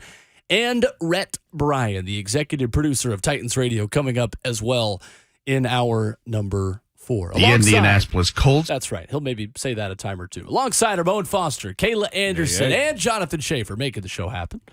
The best producer in the world. I'm Will Bowling. Can't wait to hear that voice tonight on SEC Network. Man, the dulcet tones of Ron Slay down in the jungle of Auburn, Alabama. Doing color commentary tonight. That's right. That's awesome. Say he's driving to the Plains. I've never actually thought about driving to Auburn. I couldn't tell you where it's mapped out. Is it on the west side of the state, or where's? You just go down through Huntsville 65? and go through Birmingham and Okay. then Montgomery, and then it takes you down to Auburn. Wave to honk Is on the it way down there. Off the beaten path as far as getting to Auburn? Yes. It is? Yes. Okay. Yeah, all I right. mean, a From here, little yes. bit. Like Starkville's like that in Mississippi. I Now, feel it's like. not that Okay. crazy. Yeah, of course. And people are like, Ramon, you live geographically. No, that's not the case. We fly in and fly right back out. We didn't see much of it, and I've Right. never driven. Auburn has grown. Oh, my goodness. Has it really? The Auburn Opelika area, Mm-hmm. it's popping. Like, it's changed just from, 10 years ago? Yeah. Specifically, just campus. I have to kind of see it. The SEC tour, I got to go on it. It's a must that I see, especially the It's a ones must close. I see. It is, because you do so much of this and you're so friggin' locked into You don't the get game. to enjoy for sure. any of You it. don't get a chance to enjoy Yeah. it. So Is he? Please don't tell me he's driving back who? tonight. Maybe tomorrow morning. So, Okay. he's afternoon cruise. Savage. Well, because they mentioned yesterday he might be driving back tonight. I said no. Oh, my driving goodness. back tonight. Yeah. Well, he did drive trucks for a while though too. Night Oh, he driving might be. did? Yeah, he did. Some of the times he be in Pittsburgh. You're kidding Yeah, me. nah, he did. The all big of old that. trucks. He did like transporting and stuff, box trucks. I don't think he did Dang. 18-wheelers. Oh, tonight, Ron. Yeah. All My right, goodness. Ron. You be careful. I just called him Ron. I do. That was my grandfather's name. Is it really? That's probably why. That's our dad name. It's my dad's name. Your grandfather's name that's was right. Slay? No. Ron. No, best of luck to Slay tonight. I Yeah. can't wait to watch. And too, I know. but we all know anyone in Nashville has 2 degrees of separation to like 10 Auburn grads. I know. I don't know many. Do you not? No, I You don't. know Bless you. Travis. I've got enough for Yeah, I both know of us. Travis. Do you know yeah. Don Davenport? I know You know Don. Don. There you go. Well, y'all say that like y'all been knowing them all your lives. Right. Like That's true. I have. I'm 4 years into knowing Babs, and me and Trav became best Yeah. friends within 6 months. So There were as many people from my high school in Middle Tennessee that went to Auburn. There was the same amount that went to Auburn as Tennessee. I Ridiculous. can't relate to that one. Absolutely ridiculous. But anyway, looking forward to listening to Slay tonight. So catch him tonight for Cool. A little bit of Auburn Bruce Pearl basketball. Yeah. That's going to be good. good And team. you know Bruce is going to love saying Slay, Oh, yeah. too. That's so. pretty fun. Why the heck am I calling him Slay? I don't call him I Slay. call him Ron, and I was know. calling him Weird Ron. things happening. It's freaking weird. The rest of us Like call him opposite Slay. day. You call him Ron. I call him Ron. We switch. And my phone, he's still in my phone because we grew up separately. Yeah. Yeah, we grew up separately. brothers. And we're brothers. Our entire family calls him Lil Ron. Oh. Yes. I like it. Yeah, my Uncle Maurice he's like dad to us. And Yeah. he, to this day, Lil Ron is what he calls him. Because, I mean, that's his dad. I mean, that's his brother is Big Ron. And we're like, well, I can't call your son Lil Ron anymore because you have a little. So now Ron Slay is now Middle Ron. Oh, my goodness. Yeah. I like it. It's That's like juniors, miniatures, like You can't have two Lil Yes. Rons, but I refuse to change his name out of my phone to Middle Ron. Or just, you feel me? But it is what it is. I still can't believe you guys are brothers. I thought you were joking for like a week straight. I told somebody Half that the people last say week. that. I I'm know. serious. I had to tell somebody that last week. My guy Chris, he was like, "Your cousin Ron." I was like, "No, he's my brother. Like he legitimately my brother." He was like, "What?" I was like, "Yeah, we say this like all the time. Like we legitimately have the same DNA. One half of it anyway." Right. Yeah. Still something. Well, Some- Aaron Rodgers right. says he has not made any decision about whether he intends to continue his NFL career in 2023. Hold on. I love the abrupt transition. I know. love it. It's so Moving on. great. That's what I'm here for. It's just, everything just goes, and Will just goes in a different direction. $59.4 million guaranteed if he plays in 2023. As a part of you, Aaron a Rodgers. 3-year, that's right, $150 million contract he signed last March. You could throw shoes at me. I'll keep going. It carries a salary cap Okay, charge Bush. of $31.6 million for the next season.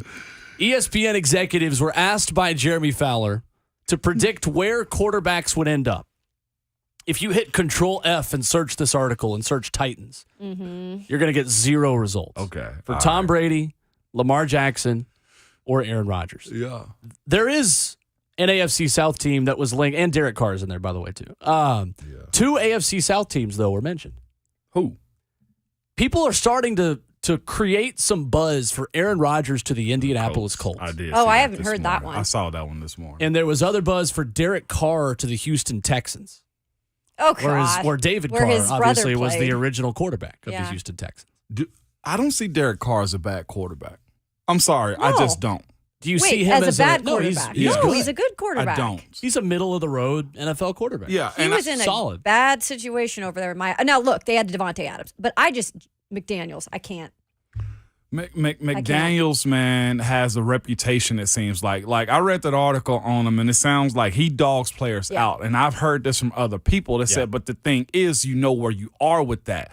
With a franchise guy, as it seems to be with that Patriot style of coaching. It seems like what it is, because Patricia did this in Detroit for the most part, with the dictatorship of, like, ruling. And then you get McDaniels goes to Denver the first time. I heard it from there. Wesley was one of the guys I know. Rob's one of those guys I know is just like, hey, man, he different. Like, it's just a different stilo. Belichick does that with Brady. And I've always heard everybody say, oh, I love that he calls out everybody. Like, not every Doesn't franchise work with quarterback can be that Nope. way. Like, Derek Carr was, from the article that was sent to me, it was more or less like, I don't know if I'm doing good or bad. Yeah. Like, that's... He was is it- getting embarrassed in front of the team in meetings. which is a Brady You thing. can't do that. That's a Brady thing, though, right? Yeah. That was a New England Well, thing. Brady's a different breed. And I think that's the thing behind it. Like, Brady's a 6th rounder. Like, I knew I could take on more heat because, like, I had to prove it, you know? And I'm okay with that. But And I'm not calling Derek, like, soft or I don't anything, think but it's he's just a soft. different type of personality than a silly Brady. coach, a dumb coach to me is a coach that think he can coach everybody the exact right. same And way. that's a great point. That is great a point. dumb coach Yeah, to me. that's a great point. I think that's where the coaching profession has evolved a bit and needs to continue to evolve. Yes, Will. You can still be the old school Rodney Garner type, Yeah. but you got to then come around after that and do the groundwork on the other end of it to nurture a guy back up to a healthy level of Yes, confidence. Will. Because you can break down a guy on the film and you can break them down in the certain context, but then you got to have a conversation with those guys after the fact, one-on-one again, to say, hey, Yeah. I got your back, all these things. Yeah, and apparently he didn't do that with Carr. Right. Is it baby? Apparently he didn't. No. No. But that's the And what does McDaniels have to show for being a head coach? Nothing. Failure. Garbage. Failure. Hot garbage. And it looked like it's on his way again, doesn't it?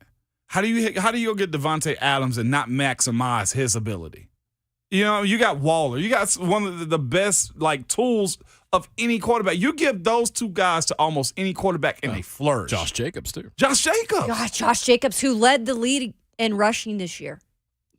I think Derek Carr to Houston would be a mistake for Houston. In I what don't know way? if that's right for him. You're paying too much money for a team that isn't good enough around you to matter. You're just Right. going to win a couple more games and get worse draft picks. Okay. When you could go ahead and get Bryce Young, you can Look for the very future. Let him mature for a little bit. Yeah. Lose some games again next year and be ready to go after that. I'm with you on that. And I think Bryce Young is a good fit there.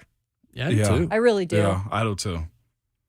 Coming up next, we continue the conversation with our friend George Foster, former Georgia lineman, who will join us and give his insight on Rand Carthon and Rand's willingness to challenge Mike Vrabel.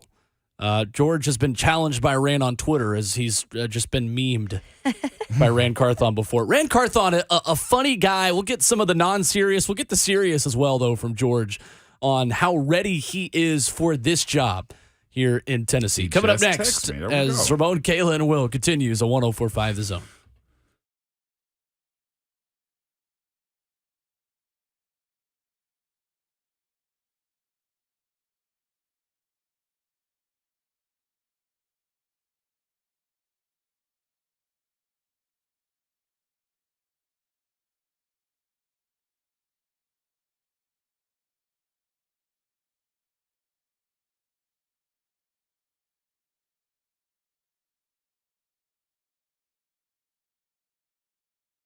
It's Ramon Foster for Window Nation. And right now, it is home show season. And Window Nation is bringing the same home show savings to you, where you can get 0% interest financing for 60 months. That's 5 full years. Plus, you can buy 2 windows and get 2 windows free for every 2 that you buy. All of this without leaving the comfort of your home. You're thinking to myself, Ramon, we got to go to the shop. We got to see all these windows in the showroom. No, simply go to windownation.com/home show and try their free visual virtualizer, where you can just upload a picture of your home and view hundreds of window options. Or you can call 866-90-NATION or online again at windownation.com/home show. And how do you know if you need new windows? One, well, you probably just want new windows to upgrade the look and feel of your home, but you can also save up to 30% on your heating bills and increase the value of your home. Quick pro tips for you, too. If your windows are sticking, drafty, cracked, hard to open, or locking when they close, then you need new windows. Or it could be some kids threw a baseball through your window, too. I mean, either way, go check them out. Where right now you can pay no interest for 5 years. You buy 2 windows and you get 2 free on any style from Window Nation. There's no limit to how many you can get. And you can save thousands on your new windows and energy bills, all while upgrading the look and feel of your home. Website is windownation.com/home show. Again, windownation.com/home show.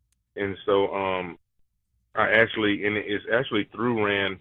I didn't really know him, really. I just reached out to him. I was trying to get into scouting. And he was able to work it out where I could get brought on just in like a trial basis with the Rams. And I got up there, you know, and in the short story of it is, you know, put my head down and got to work, and they eventually hired me as a scout.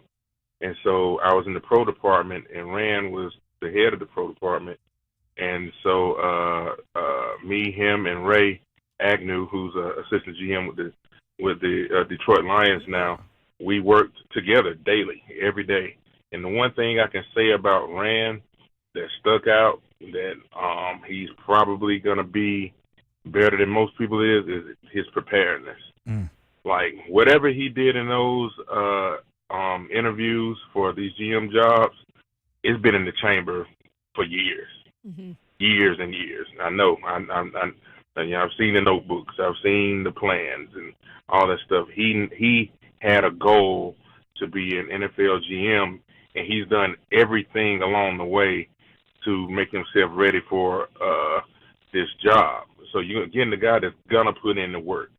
Like, you know, you get a lot of guys, you know, they get in positions, they're given positions, this, that, and the other. Rand, he's a guy that, you know, when it comes to the, I guess, the personnel side of football, he's someone that got it out the mud. You know, if you guys familiar with that phrase. He got it out the mud, and he knows football, and he knows people. And, you know, you got a guy in there with the conscience that knows how to treat people. And so I have no doubt that it's gonna go well for him. You know, I'm clearly I have some bias, but he don't need my bias. He's already ready for, you know, what's to come. George, if I can ask you this real quick too, because people, I think, have a hard time understanding the role of like being a boss, but also understanding how to treat people as a pro on the executive level, because you're in a scout, and also on the player level. Where does that conversation and understanding of treating people benefit those who are treated right? It's kind of where I'm going to. Like, the treatment of your staff matters. Yeah, they're gonna work for you. They're gonna grind it out. They're gonna make sure, you know, at the end of the day, they make themselves look good, make themselves desirable, and also make you look good in turn. You know what I mean? You want to keep the morale high. It's not gonna be all, you know, kittens and puppies and rainbows every single day. You know, it's a hard job. You're in the job of evaluating. You're in the job of projecting. You're in the job of, you know, making sure everyone is on the up and up, making sure that everyone's able to do their job. Like, it's a lot going on. It's a lot of moving pieces. And at the end of the day, you still got to put the product on the field, and the product has to perform. You know, and the only thing you have in that is you pick them. Right. You know what I mean? But that's a big part of the process. So you want everybody, you know, able to work well under all your circumstances, and, you know, it matters how you treat them, because that gets talked about. You know, do not get it twisted. In these, you know, back rooms and closed doors and group chats and this, that, and another, how you treat people gets talked about. And you don't want a bad rep in that regard.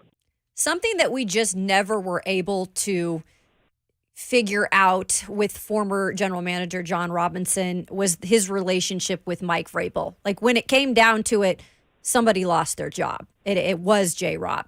Now, the biggest word that's been used in the past couple of weeks with this hire specifically is collaboration between Rand Carthon and Mike Vrabel. One thing we do know, they are both football guys. I would say that the respect is very mutual there. How do you see these two personalities fitting together in what needs to be a collaborative effort?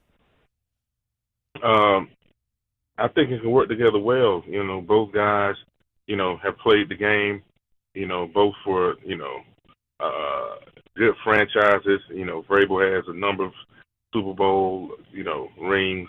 Rand was there with Indianapolis Colts as a running back, you know, and went to Florida. Like, they both have a rich football background and know what it takes to win. So they're going to be, and they're from similar eras as well too. Mm-hmm. So if you're just getting into football right now, if you're a 21-year-old in football right now, you have no idea the kind of football I grew up on. Yeah, it's totally different. And so I think Rand and Mike will be able to collaborate really well, because they're going to see they're not going to see eye to eye on everything. That never happens. But at the basis of what it takes to win football games, I'm pretty sure they're both going to be in line with that, and that's going to make for a great marriage, so to speak. And and the goal is going to be the goal. You know what I mean? Because winning cures all. Winning keeps everybody a job. You know what I mean?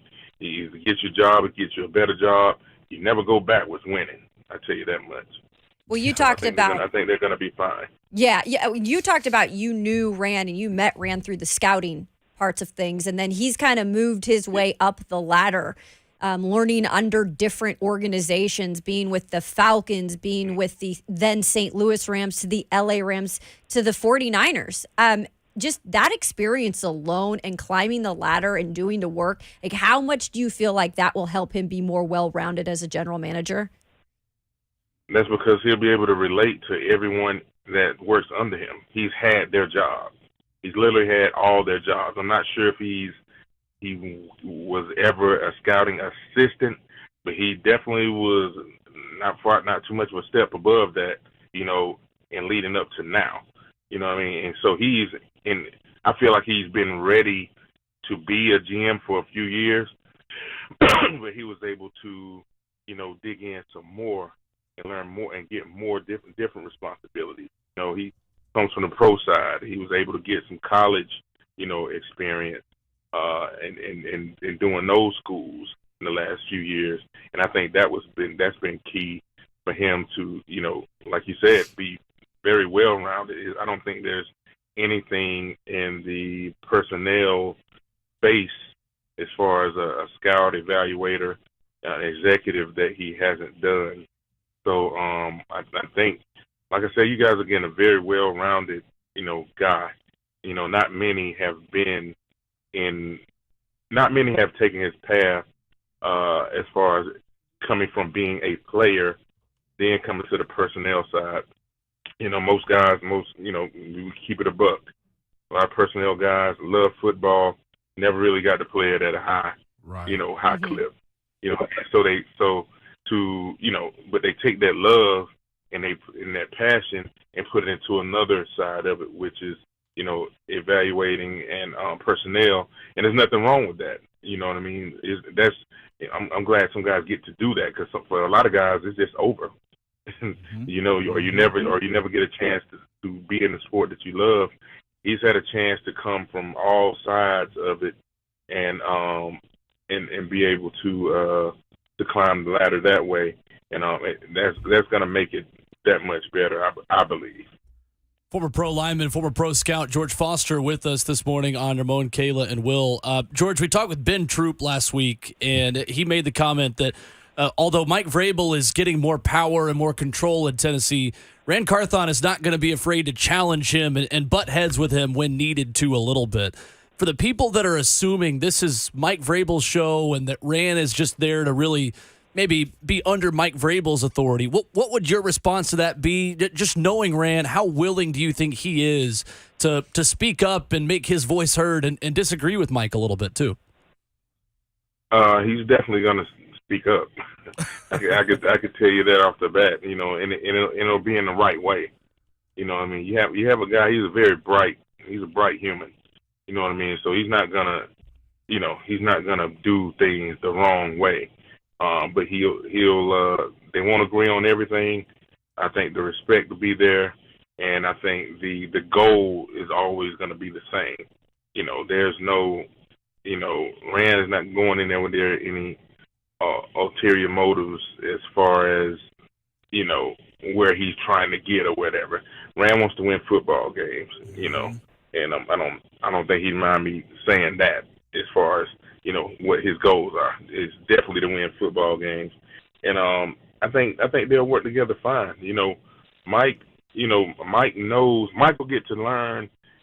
He'll get to learn Rand in these coming months, and I think he'll be really impressed, and he will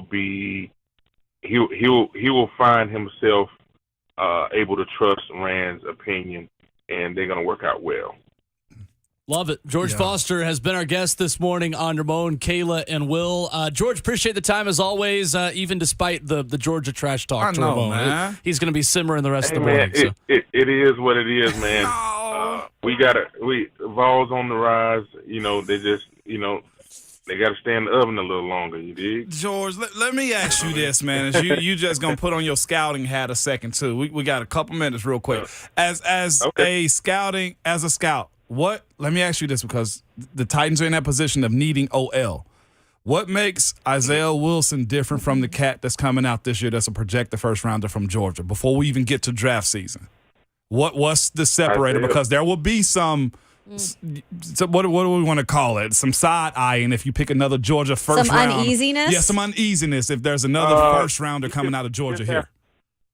You just have to do your background. Yeah. You have to really get to know a kid, know the background, know where they're coming from. But you're not going to be able to guess everything, because you're doing the background and you're doing the evaluation on a kid that's never been a professional football player, that's never had that much free time, that's never had that much money in their pocket, that's never been away from structure put into place to make sure they do every single thing. So you're not evaluating them up against that. You get that luxury when you're in looking at free agents that's already in the league. Right. You don't have that luxury with kids. So you're making an assessment based on what you know already, and there's a great chance that a kid has everything you want him to be, that you want them to have as a college athlete, having been in that college, atmosphere and environment. You don't know what's going to be when they get to your city.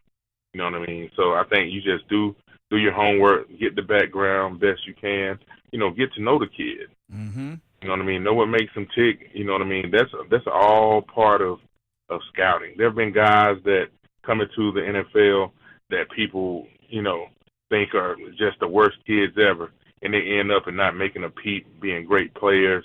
You know what I mean? They just rough around the edges coming in. You have some guys that had it all, silver spoon, never got into anything, and they get to the NFL, I won't name any names, and then they plummet. You know what I mean? So it's, that's the part of the game. That's what makes some scouts better than others. Okay. So we'll see what happens with, Broderick Thomas. He's definitely got it physically. You know what I mean? I don't know much about the kid. He's looking to be, probably a top 15 pick or so. Wow. And I hope that works well. Typically, and this is not just a bias, typically Georgia kids do really well in the NFL on and off the field, just solid. You know what I mean? Just like you got, Ben Jones. Yeah. Up there, and like just a solid dude, and been playing for years now.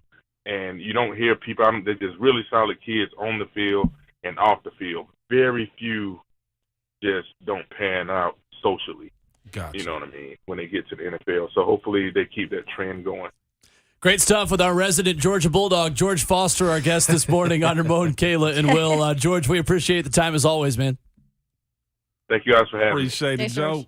All right, there's George Foster with us. Good insight on Rand Carthon and the scout Rand Carthon, and we'll dive into that when we come back. And this notion that Mike Vrabel is the guy in charge in Tennessee. I think that's good stuff there from George on that dynamic. We'll react to that coming up next. Ramon, Kayla, and Will, 104.5 The Zone.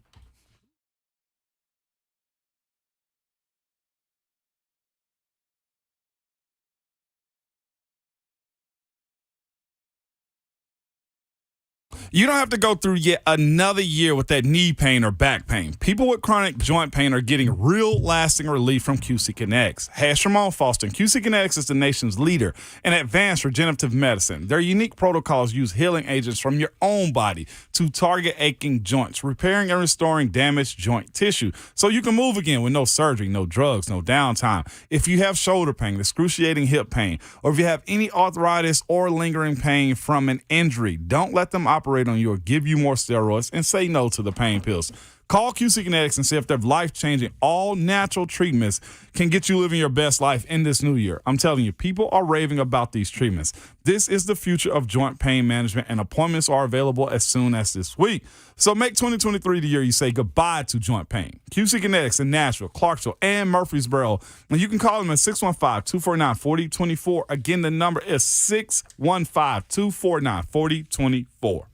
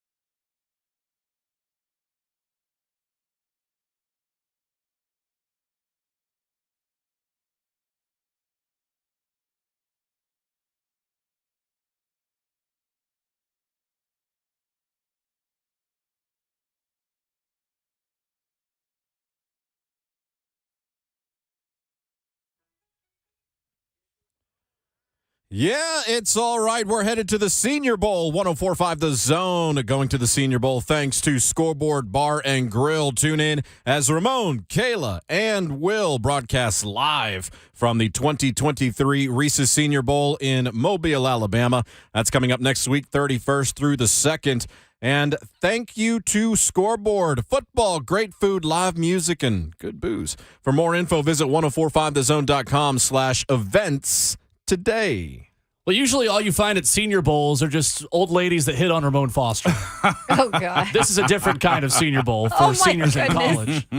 Will, that's the best joke you've ever told. That was really good. On this show. Well done. That was good. I mean, I feel like a proud, older brother right now. That's awesome. Does Wes feel like this once in a while? Every now and then. Every now and again. Occasionally.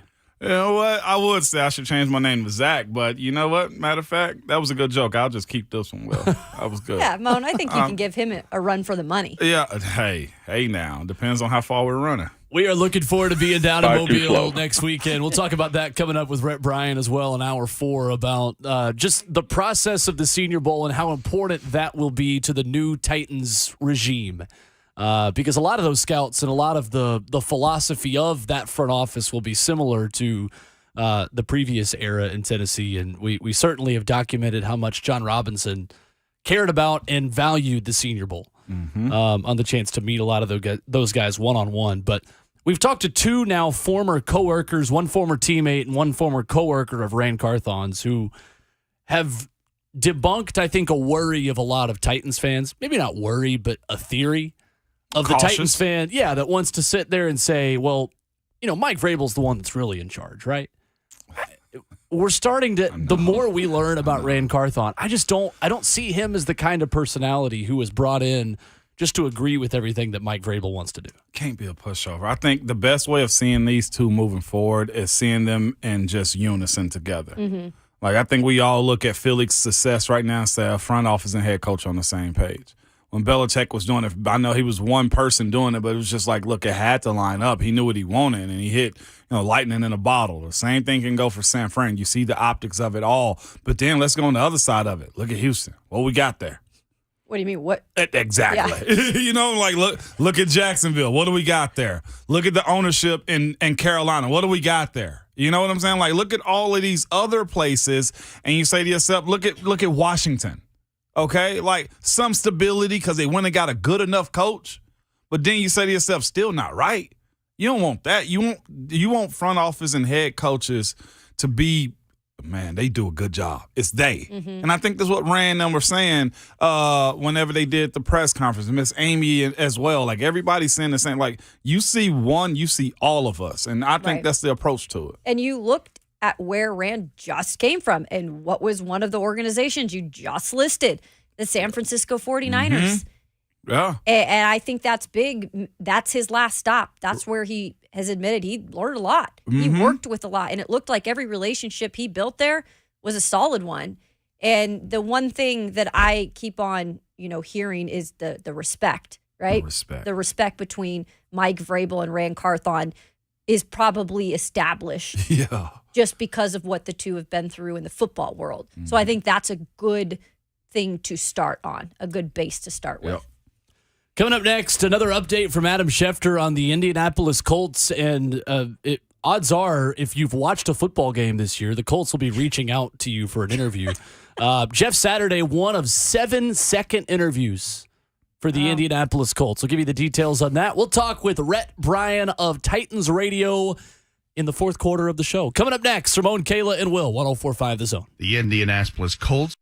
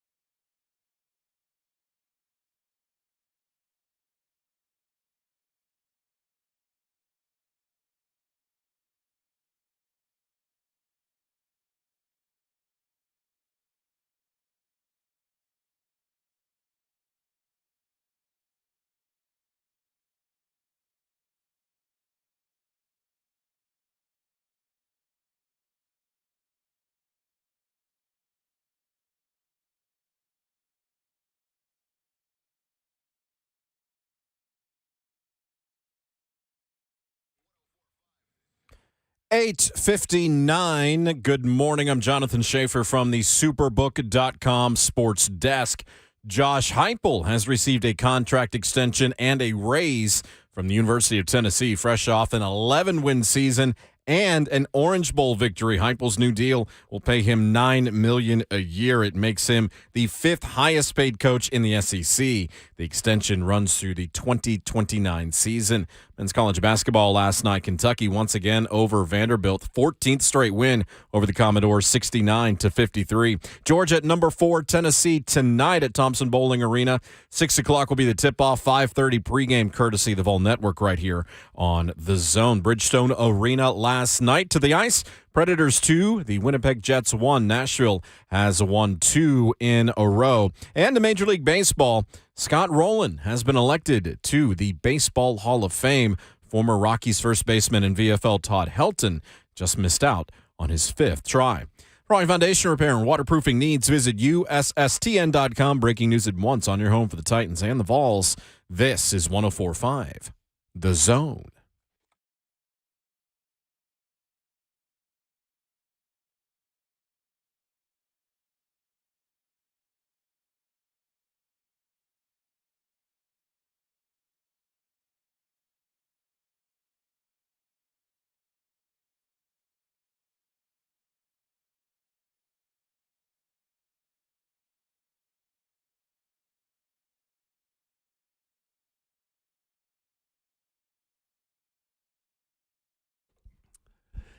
And the show goes on into our number 4 Wednesday edition, wrapping up the show on Ramon, Kayla, and Will, powered by All Four Seasons Garage Doors.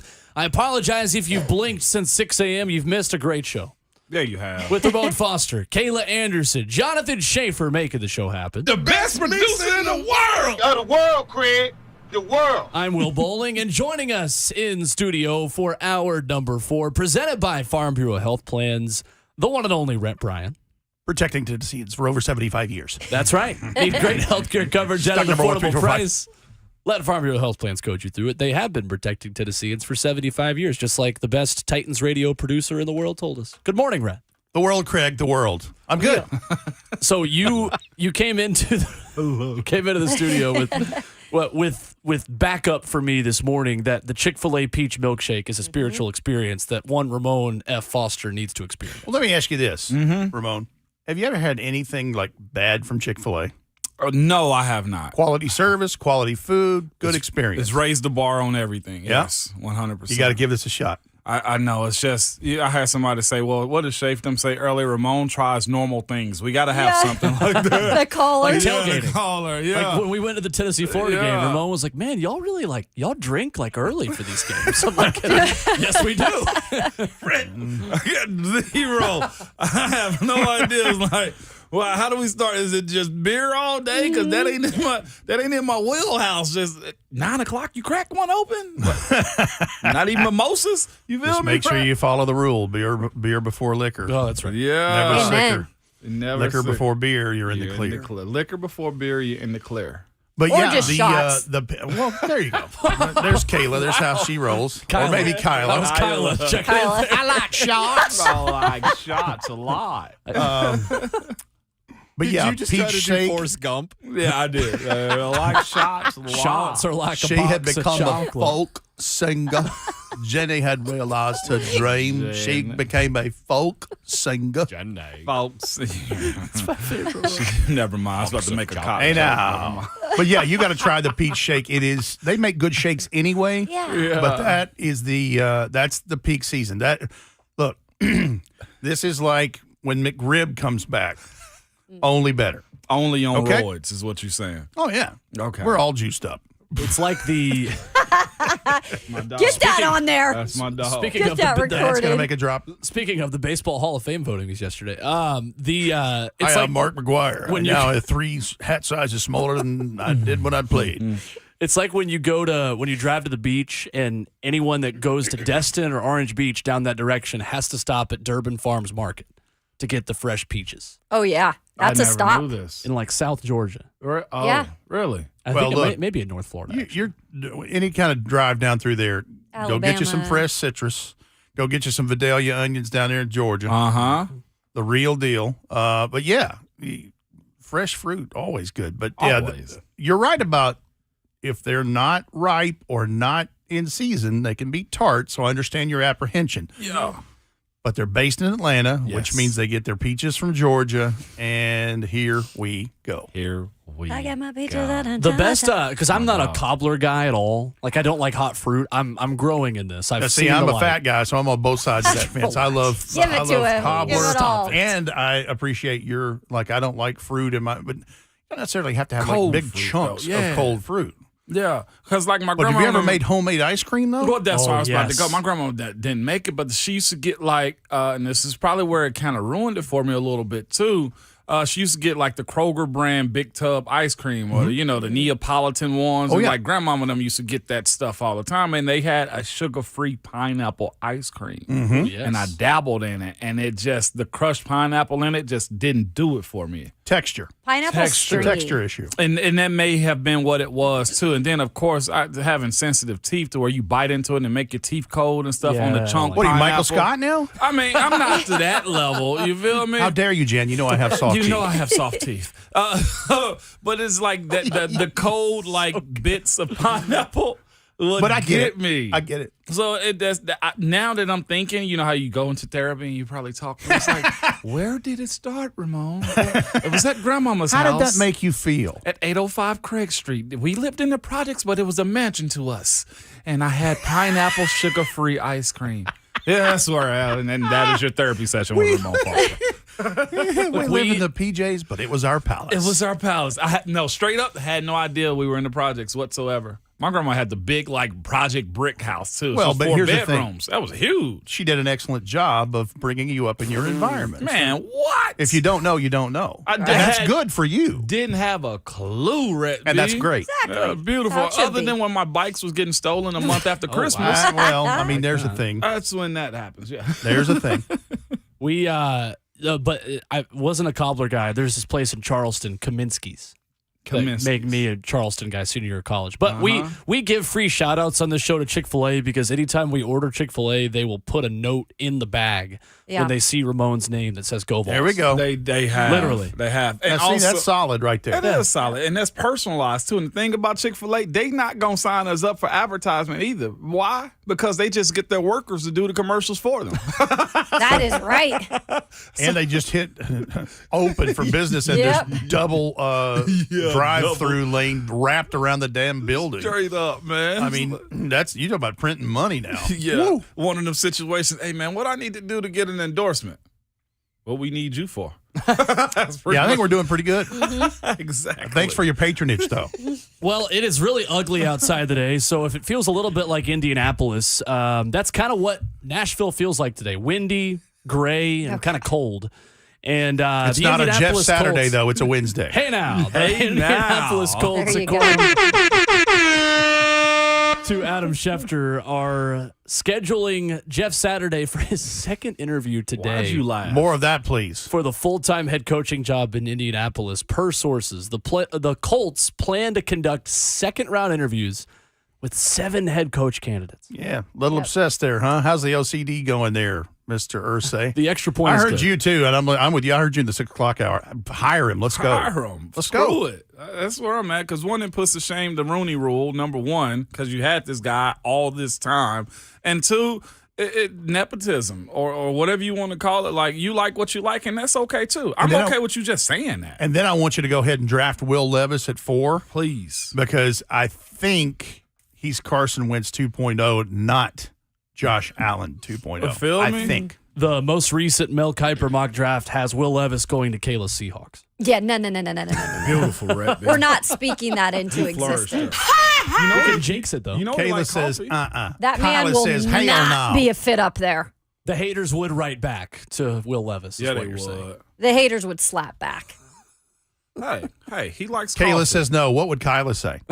Hell no. Exactly. I thought we was about to go over. I can't. I got to be somewhat PG on here. You're a pro. You're a pro out Yeah. here. Oh, yeah. I don't Knows know how to rein it in. She's good. Mm-hmm. That mock draft also had Bryce Young going to Indy and C.J. Stroud going to Houston. I've seen a lot of mocks that way. And look, these mocks will they'll change and fluctuate as little things get out about philosophies and personalities and those kinds of things. Carter from Georgia has been the consistent number 1 overall pick mock to the Bears. Going to the Bears. Yeah. And that's the guy. I mean, he was a game wrecker against Tennessee. I got news for you. He's a game record, period. And he will be in the NFL, too. Yeah. That guy is serious. He's good. Mighty good. Absolutely serious. He'd have flourished last year in the NFL, I almost feel like.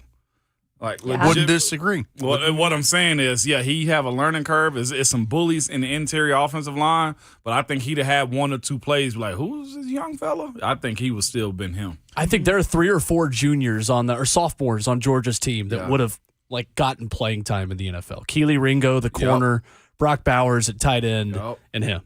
Brock Bowers, their big tight end is leaving too, right? Darnell Washington. That guy is where you rate him at, Rhett B? Monster. 2nd, 3rd. Darnell Washington. Yeah, he's going to be in. He's a night 2 prospect just because he's more of an inline blocking tight end. I think he has some chance to show skills with hands, but I mean, if you're looking for that and you're run specific like the prospect. But he's not Brock Bowers when you're talking about his skill set. Right. Could you imagine a Darnell Washington Chikakonkwo tight end pair? That's what I was just thinking. Don't hate that. Wouldn't hate it at all. I'll say this too. I know we get high on that on the supply of hey, they're good in college. I look at Georgia players as a different type. Like George Foster was talking about that. Like Georgia pros for the most part do well, even if they are in role like playing a role. Like they're just role players. They do well. I got to give it to him. So having a blocking tight end from Georgia wouldn't be a bad idea when that's his role anyhow. Like that's a pro-ready college career that he's had. By the way, I am excited to hear your announcement that you're going to be at the Senior Bowl. That's right. I will see you in Mobile next week. I know. That's just going to be fun. It's going to be a lot of fun. I have never been to the Senior Bowl. I've wanted to go. No way. Very excited to see this part of the process. And listen, you want the numbers on how important the Senior Bowl is? Yep. 2 straight years, 106 prospects drafted. 2 straight drafts. It's half the draft almost. So 82% of the prospects who participated in the event were drafted. Wow. And then last year, among those, 6 first-round picks and a total of 45 players taken in rounds 1 through 3. Numbers don't lie. That's not bad. The fact that the first rounders are still going in or either increasing their value at the Senior Bowl. Yeah. That's interesting. Well, it's one place where everybody's there. All the general managers and coaches and talent evaluators from all 32 descend to Mobile. I think I saw where Jim Nagy said they had 4,000 credentials that they were had granted. Wow. So, between all the media outlets and everybody else. But, yeah, be a lot of people there next week, and there's some nice talent there. There really is. It is. I looked at it. I was telling them last night, Cavassier, golly, what is his last name? Out of Smoke. Pitt. Cavassier, Dennis. Dennis from yeah. Servassier. Servassier from Pitt. Yep. I watched him up close in person. Menace. And all I was thinking, I text y'all last night, he could be a Titans type of guy. You know what I'm saying? Like at linebacker, which I think they'll be looking. Rashad Weaver out of Pittsburgh was a Senior Bowl Senior player. Bowl guy? Yes, he was. And that's where he made a big impact. And the Titans, I think, became intrigued by him as a prospect was in seeing him in Mobile. Another Pittsburgh guy. So we'll talk about more with Rhett Bryan coming up next. We'll get his thoughts on the introductory presser last Friday for Rand Carthon as well. And the comment about not wanting to play Golden State Warriors football that I love, and I think a lot of people liked the way he approached running the football and the identity of this team moving forward. Rhett Bryan in studio with us. Hour 4 continuing on the Wednesday edition of Ramon, Kayla, and Will. 104.5 The Zone.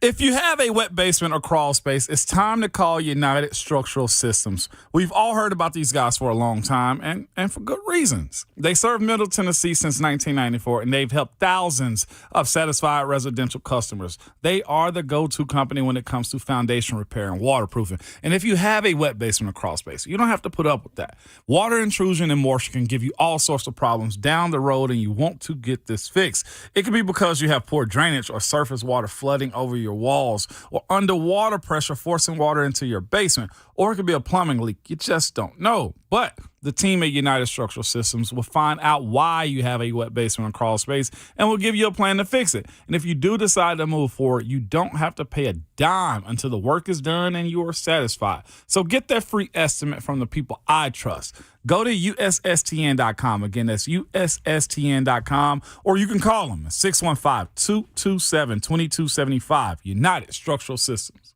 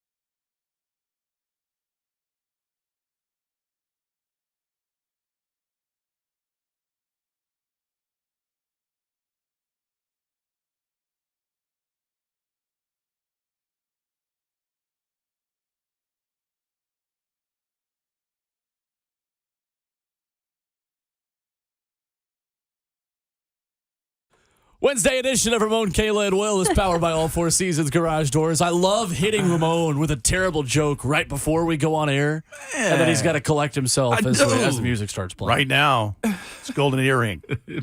Radar Love. Radar Love, that's right. It's a good one. I've been driving all night. My hands wet on the wheel. The autumn wind is driving down to Mobile to the Senior Bowl. There we go.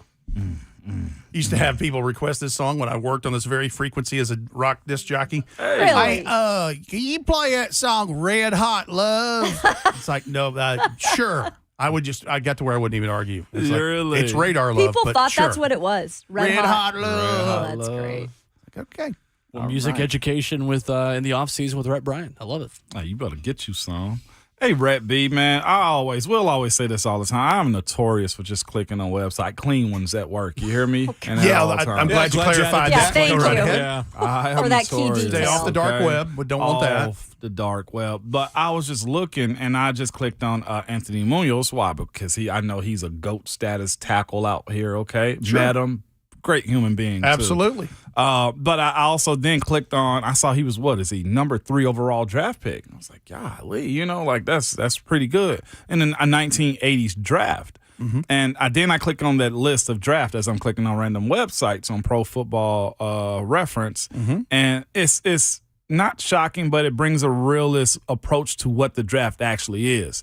You have dudes who go super high in the draft, and we've seen it in the current NFL that don't do anything. And I say this respectfully, but number 2 overall pick out of Texas in 1980 was a wide receiver by the name of Lamb Jones. Yep. Tell me about Lamb Jones. I don't remember much about Lamb Jones. See what I'm saying? I think he went on the Lamb. And I say that respectfully. You know what I'm saying? Absolutely. Because we're all in a public space of being judged by our performance. And sometimes this draft season stuff, and I'm not even on my undrafted side of it now. I'm just on the realistic approach to doing the job of winning, being a GM, and picks. Like, it really is a crapshoot sometimes unless you just know the guy is the guy. You can make all the picks you want. Yeah. You have to hit. The picks have to hit. I mean, it's that simple. And when you look at the other Anthony Munoz's of the world, one of them your former position coach, Mike Munchak. Oh, Munchak, yeah. Mike Munchak, high draft pick, Hall of Famer. Mm-hmm. Right. Bruce Matthews, same thing. I mean, some of these are just literally can't miss prospects. They are. But I'm glad you brought this up because that was one thing I got out of Rand Carthon's press conference last week is that somebody said, well, how much do you know about this Titans roster? He said, well, I have a good baseline because obviously this is a part of the interview process. Yeah. He said, I can't go in there and Miss Amy asked me a question and she knows the answer already and me be unprepared. Right. He said, that being said, with all the guys I've seen on film, that's fine, but I don't know the person on the film. Mm-hmm. I want to know the person Yeah. on the film. And that's when he said one of the long conversations he's had with Mike Vrabel is learning about, hey, what about so-and-so? Yeah. And he'll tell me a little bit, his personality and what he's like and work ethic, whatever. Mm-hmm. And I think that stood out to me because it was super important for him to notice those things. And he mentioned that 21-3 rule. Yeah. And talking about, He did. these guys, when they're in the building, we think of them as players, but they're people most of the time. Mm-hmm. Mm-hmm. That's always been my approach with guys in that Titans locker room, and I've seen hundreds of them go through there in 25 years. Yeah. 99.9% of them, or maybe closer to 100, I've always gotten along with because, Ramon, I talk to you like you're a person. Yeah. While having a tremendous respect, but you were an 11-year NFL veteran, Right. even if it was for the Steelers. Amen. You've never actually been able to say that, and he finally said it. See? I love the hate. That's why you my dog. But you- Rhett, baby. That's why you my dog, baby. But that's, Kayla has the same approach. Like, we have, I think, a good working relationship with a guy like Rashad Weaver because I like Rashad Weaver, the person, to begin with. Yeah. I'm excited about the football player he is becoming. Mm-hmm. Right. But, I know that some of these guys, especially veterans, they're married, they have children, they have families, they have responsibility. And there's more to it than just Production on the field. a number on a jersey and a nameplate, right?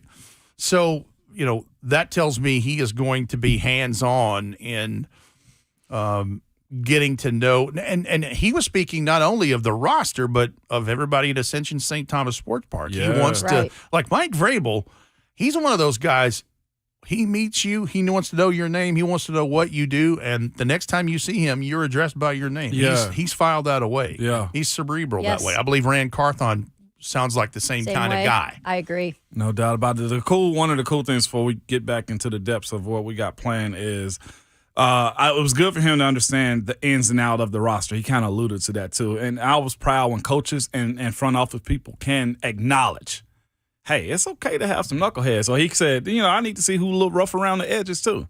You need them dudes on your team as long as you keep them in that box of operating. You need some edgy players for you to really be the enforcers out there. It's pretty cool. You absolutely do, and I don't think he would be afraid to shy away from a prospect that may be a little rough around the edges, both on and off the field. No doubt. He's. I heard John Robinson say it a few years ago. I'm not just drafting a bunch of Boy Scouts. Yeah, right. I mean, if you want tough, physical, team first, and just a mauler attitude, you're not always going to get, clean-cut American, hey, I'm Mr. Nice Guy. I'm your next-door neighbor going, hey, are you low on sugar? You need some butter? How about milk? You can borrow my car. Like, nah, you better get your own car. Get your own damn milk. And put some gas money in it, too, for even asking me that. Like, if anyone who's seen the way Jeffrey Simmons talks to the opponent on the joint practice field and training camp. Love that. Jeffrey Simmons is a good guy. He's good with the media, is always very, very polite with his time. The way Jeff goes after guys, the way he was going after the Tampa Bay offensive line. I don't want any of that. Me and Jeff would have got into it. I'm going to be real. Sure. I would have loved to see that. And this is the thing. He's the same way off the field. Yeah. You ain't going to hear nothing from Jeff. He ain't bothering nobody Nice guy. ever. Nope. But when you cross that line, that's the sun shines on Will Bowling right now in the studio. A great light is blinding. On a blustery day of the Music City, Wednesday. But the understanding of the edge and that switch, and I think a lot of people should understand this, and we've talked about it before, but to get to that level of just dominance or that 1% group, or even in the college world, that 20% group maybe that is called, you got to have a switch and a flip. And I know me and Jeff would have gone at it because you said something. I got to say it back. And then now we got to tussle a little bit. You feel me? And then you get me, I got to get you back.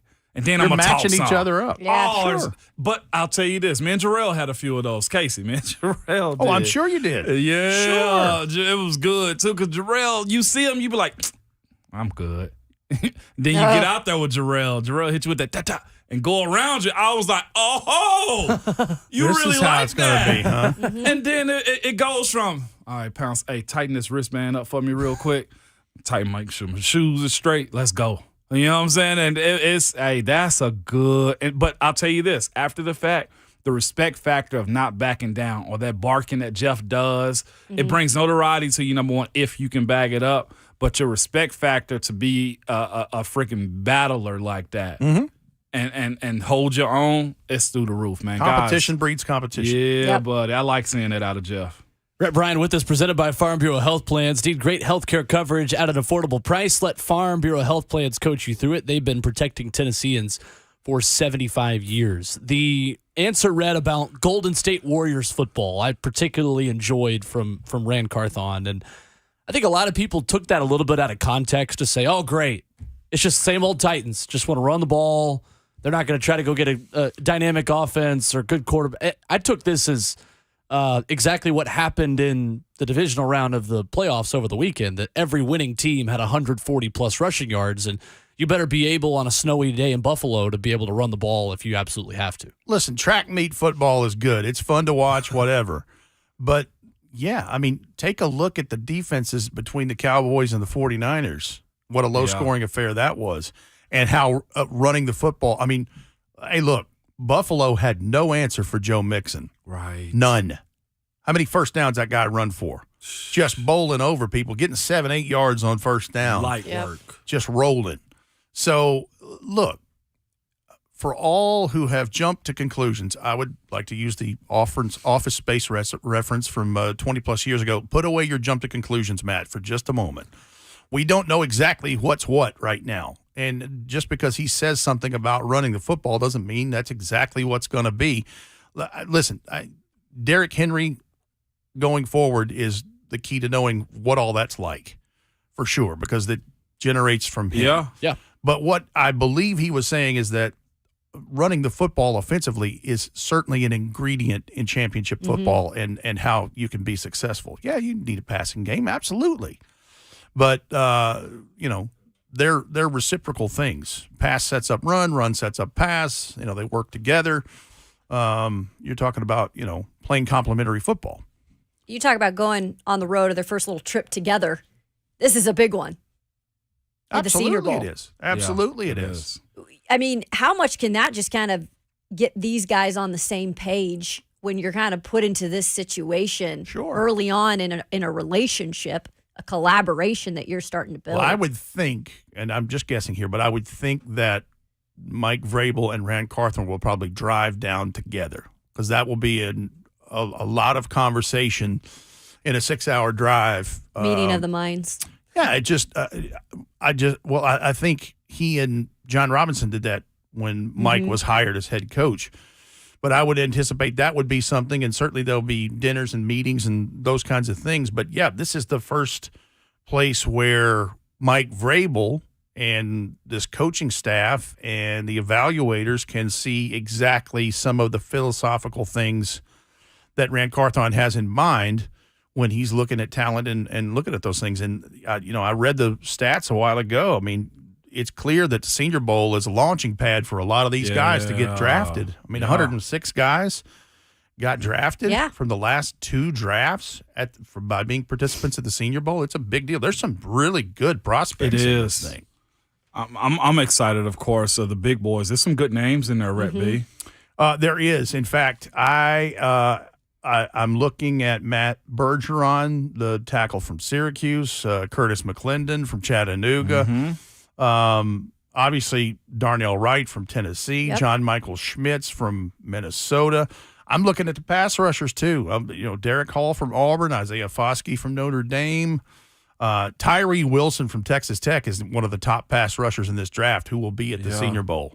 Now, I'm interested to see how much he works in this thing, because he had a late season injury that he's coming back from. But and then there's some big bears in there too. I mean, Wanye Morris from Oklahoma. Cody Mock is the guy that, he came in as a tight end and ended up playing. How you spell that last name? Is that after Coach Carl Mock? Mauch, Mock. I wonder what's the lineage of him. Good question. I haven't dug that far yet. Okay. It's January. I'm working. Osiris Torrance from Florida. Big time prospect. I mean, there's some big bears in this. Andre Carter from Army is an interesting edge prospect who recently, because of a bill that President Biden put into place, can actually go play football now and I guess defer or delay or whatever his service. He's a 6'7", 260-pound edge rusher who is very fluid in the hips. Yeah. Like he's not stiff to be that big. So that's something that I got my eyeballs on. Ivan Pace, the linebacker from Cincinnati. Darius Rush, the corner from South Carolina, who's a big, long corner, 6'2", 206. Yes. There's a couple of wide receivers that I'm very interested in. Rasheed Rice from SMU. Yes, like him. 6'2", 6'3", 206. Now, the thing on him is he has occasional dropsies. He can work on that. And I think the knock on him from the evaluators is that they want him to have a more healthy route tree in expanding on that. But that's no fault of his, because that's the kind of offense they ran at SMU. But this guy was a dog, man. I mean, that guy had 96 catches for 1,355 yards and 10 touchdowns, 14 a catch. You know what's interesting, too, about receivers? At least I've heard, my former staff say, you look at volume. You look at the amount of volume those guys have of the footballs coming their way, and that matters because they won't tighten up when balls are thrown at them at the NFL level. That matters. And I've watched a little film on him. That guy, quarterback delivered to him in double coverage a lot of times because he combat catch it. Right. Yeah. And the other one, who is a completely different style receiver, is Nathaniel Dell from Houston. He's going to catch people's eyes because he's a little bitty, as Coach Mack would say, a gadget guy. Fast, a returner. He's a small dude, but those two are going to be probably the top 2 wide receivers that people are going to be watching next week. Let's go to the phones before we get out of here. Phil in Portland is up next with us, 615-737-1045. Good morning, Phil. Hey, good morning. Thanks for taking my call. Love Yes, the sir. show. Hey, I was just sitting here and y'all was doing that Forrest Gump little thing that you do, and me and my friend was talking yesterday. I just want to get some stuff off my chest. They really upset me for a while how Jenny did him about his son. I don't know if anybody caught that other than me. I mean, you know, you bouncing in and out of my life, that's one thing. But then you have a son, and then I walk in on this little boy, and I'm like, who is that? And, well, that's your son.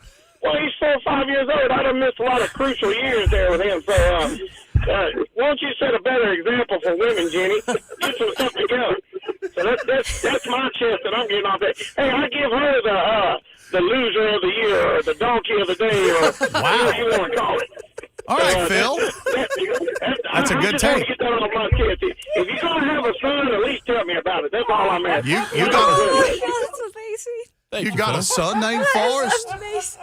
You got a son named Forrest? Hey. Wait a minute, his daddy named Forrest too?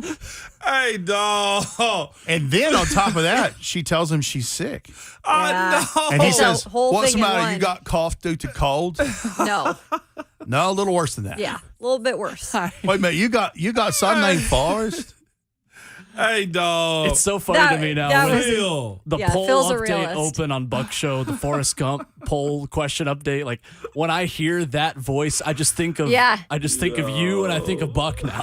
Yep. Every time I hear anything Forrest Gump, I just think I'm not a smart man, Jamie. but Lucas Panzica is. Lieutenant Dan invested in some kind of strange fruit company. Said we didn't have to work no more. Lieutenant Dan's. I I gotta no that. rewatch that. I watched it so many times. You realize that movie's almost 30 years old? No. Was that 1994? I Like think? what? 94? What is that? 30 years old? Crazy, huh? I need more movie takes from Phil. Phil, we need Yeah, that was great. every hump. Yeah, that's every good. hump day. You come Phil, through with check a movie in with your review. hot movie take. Oh, that Phil's wasn't even a movie take. That was philosophy. a social commentary. Yeah, pretty much. Like I watched, to your point, Kayla, I watched Jurassic Park the other Oh, night. yeah. Yeah. On, I guess it was on Peacock. I can't remember which. Yep. But anyway, movie's 30 years old. Still holds up. It is. Hey, dog.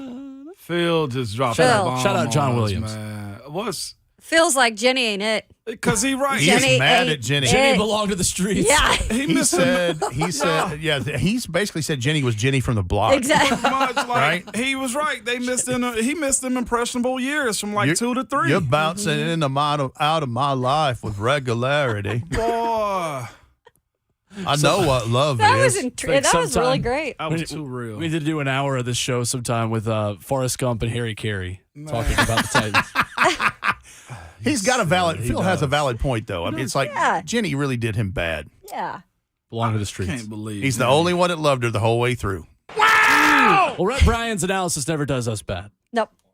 Every Wednesday here in the show. Thank you, Rhett.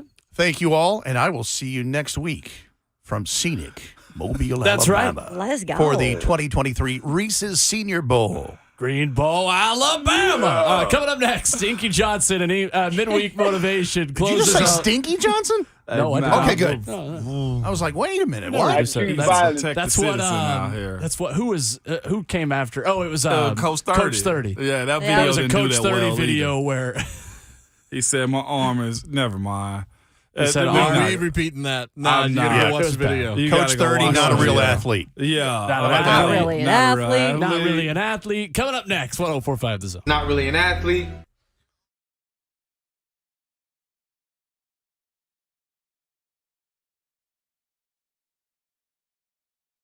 It's Ramon Foster and Kayla Anderson here to talk about some folks that we know and love out here, man. Spring Hill Heating and Cooling. Listen to us. They are the heating and cooling company. They can take care of all your HVAC needs. They're coming to my house soon enough, Kayla, just so you know. Yeah. Why? Because they're York Certified Comfort Expert Company, and they always back their work by 10-year parts and labor warranties on York products too, Kayla. And you know what is so big about this company? I don't even know if you want to just call them a company because there's so much more than that. This is a family business known for their outstanding customer service. You might ask, well, why? Because it's not company reputation they can hide behind, but their actual family reputation. they put on the line every single day. The Spring Hill Heating and Cooling family responds promptly to issues and gets the problems resolved quickly and accurately. And Ramon Foster, they are not going anywhere. They're here to stay in Middle Tennessee. Absolutely not, Kayla. Listen to us. They're just good. Go ahead and get your AC units serviced way before the summertime kicks off. They're on social media, Instagram and Facebook at Spring Hill Heating and Cooling. You can go find them and follow them there. And also just visit the site at springhillac.com.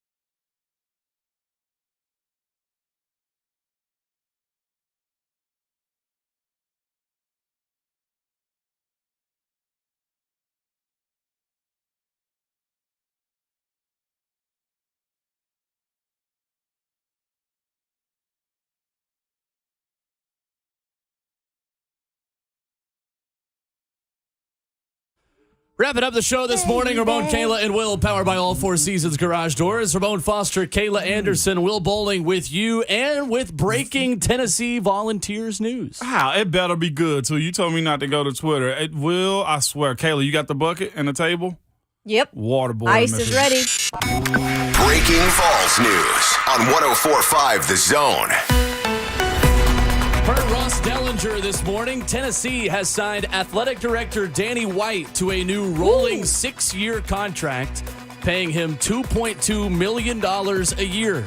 According to sources at Sports Illustrated, he is believed to be the highest paid SEC athletic director and top 8 nationally, overseeing a department that's won 6 SEC titles in 2 years and had a fundraising record in 2021 to 2022. A new 6-year deal for the head man in Knoxville, Danny White. Man. Okay. Danny The and balls ain't messing around right now. Contract season in Knoxville. not bleeping around at all. Danny and his crew basically said, walk into your trap and Go take Vols. over your trap right now. Go Vols. It's like, oh, y'all doubt me? Cool. I'm glad it's going this way, though, because I wasn't sure. I'll be completely honest with you. I'm like you, Will. Like, I was hesitant, just like, well, let's see it do work first. Yeah. But I did like the idea of getting outsiders. I did like the idea of getting people that understood football. I felt like sometimes we went with business instead of actually university business, school business. So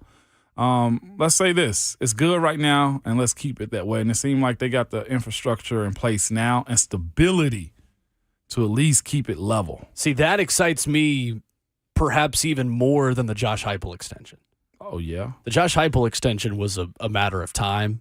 The Danny White one, I think, shows as much intent from the University of Tennessee and from Donde Plowman and Randy Boyd and the university that they're playing with the big boys now. Yeah. And it's all sports. It's not just football. It is. Yeah, it's all sports. He hired a good, the non-revenue sports, I was jokingly called the non-revenue beat writer once of University of Tennessee Athletics when I was at RTI. Hey, there we go. Because I would just go to, like, tennis matches to, like, watch my friends and stuff like that. And Really? yeah. They're good at everything right now. Mm-hmm. I'm serious. Yeah. Like, they are top 10, top 15 in just about every sport up there at the moment. Oh, well, I mean, I know that. It's good to be on top, man. It Rocky is. Top. Rocky Top. Not Rocky. Just Rocky Rolling. Top. Rolling Top. Yeah, I think that's a good move. The highest paid SEC athletic director in top Greg Burns 8 like, nationally. hit me on the speed dial right now. No, that's what I was thinking. What about Alabama? All right, with all this news, Moan, you ready? There he goes. You ready? You ready? Do it. You ready? Do it. No, are you ready? Come on.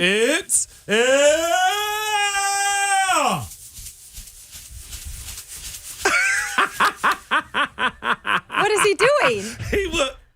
Oh my goodness. Will put some stank I am on it. sorry if you're not watching this on the chat because Will's got some moves. Were you tapping that? He was. What He in was tapping in. Yeah. There go my dog. Look at you, Will. Get He's outside growing of here. up so fast. Y'all mind if I have a good day? Cousin Andrew, go Don't ahead mind at and all. loop that and put that up on Twitter. Y'all mind if I have a at great all. afternoon? Not even Is that at cool all. with y'all? You Am I- owed okay, that. cool. Oh yeah. You know do what? it. You do you, boo. You owed that. We watched The Bachelor yesterday afternoon, so we gotta have a good afternoon today. You got a dog or something? A dog? No, I don't have a dog. Oh, okay. I wasn't sure Hey, where the we cut it come off from. there.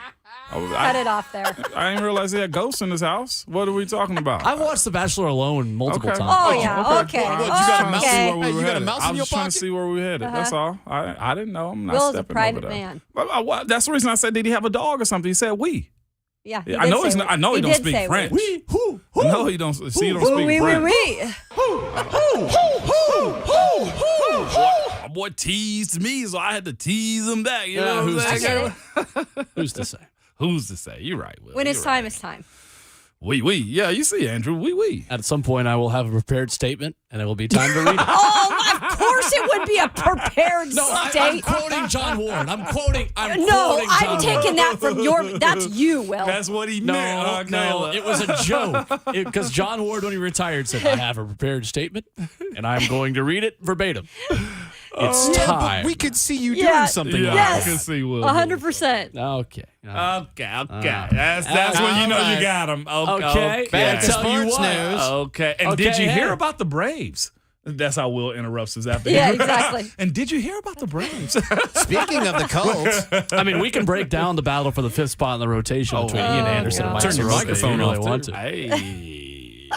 Hey, now. Soccer or Braves, Shafe? You choose. the answer is yes. Perfect. Oh, by the way, So speaking both of which, perfect. As in, I'll turn your mic off to both. Friday afternoon, we going to the pub? By the way? no, listen, 2 o'clock? I'm probably not going there. 'cause Okay, yeah. I'm gonna be real with you on this one. I'm not gonna lie to you on this one. I got an alert to my phone from the 4-letter network. Let's go. About Arsenal. What you was heard it? me? Oh, God. Was it Let Jakob me Kivior? see. It was some. We're not transaction ending the that show on Weston this McKinney? talk. We are not. No Where is that and at? no. We're going I to will Inky. take I'm not over. dealing with this. I'm the captain now. I swear I got an alert, Will. I'm the captain now. I believe you. We'll talk. We'll talk. We'll talk. Leave You're it. right. Inky Johnson Off brings air. us midweek motivation. Finish Get off you the show. some real cats around you, man. Get you some real cats around. Stop running around with cats that just want to take a picture for Instagram. Stop running around with cats that just want to do a video for Instagram, right? Y'all call it networking, but you just want to link up and look like you doing something for Instagram. It's cute. It's cool. You look like you popping, right? Yep. You look like you successful, whatever that may be. You get around cats and you just talk to them about what you trying to accomplish, what you got, and what you doing. But if your marriage on the rocks, you can't call them, right? If your daughter in the rehab, you can't call them, right? If your son somewhere on the corner strung out, you can't call them, right? Get around some real cats. Some cats that if you going through something, you could pick up the phone and say, hey man, I'm going through, I feel like I'm about to break. They like, where you at? I got you, right? Hey, get some other cats on the phone. Let's go pray for our man. Get you some cats. You and your wife going through. Hey man, we going through it. Can you pray for us? No problem. We'll be there tonight. Get you some cats. I told him, man, when I went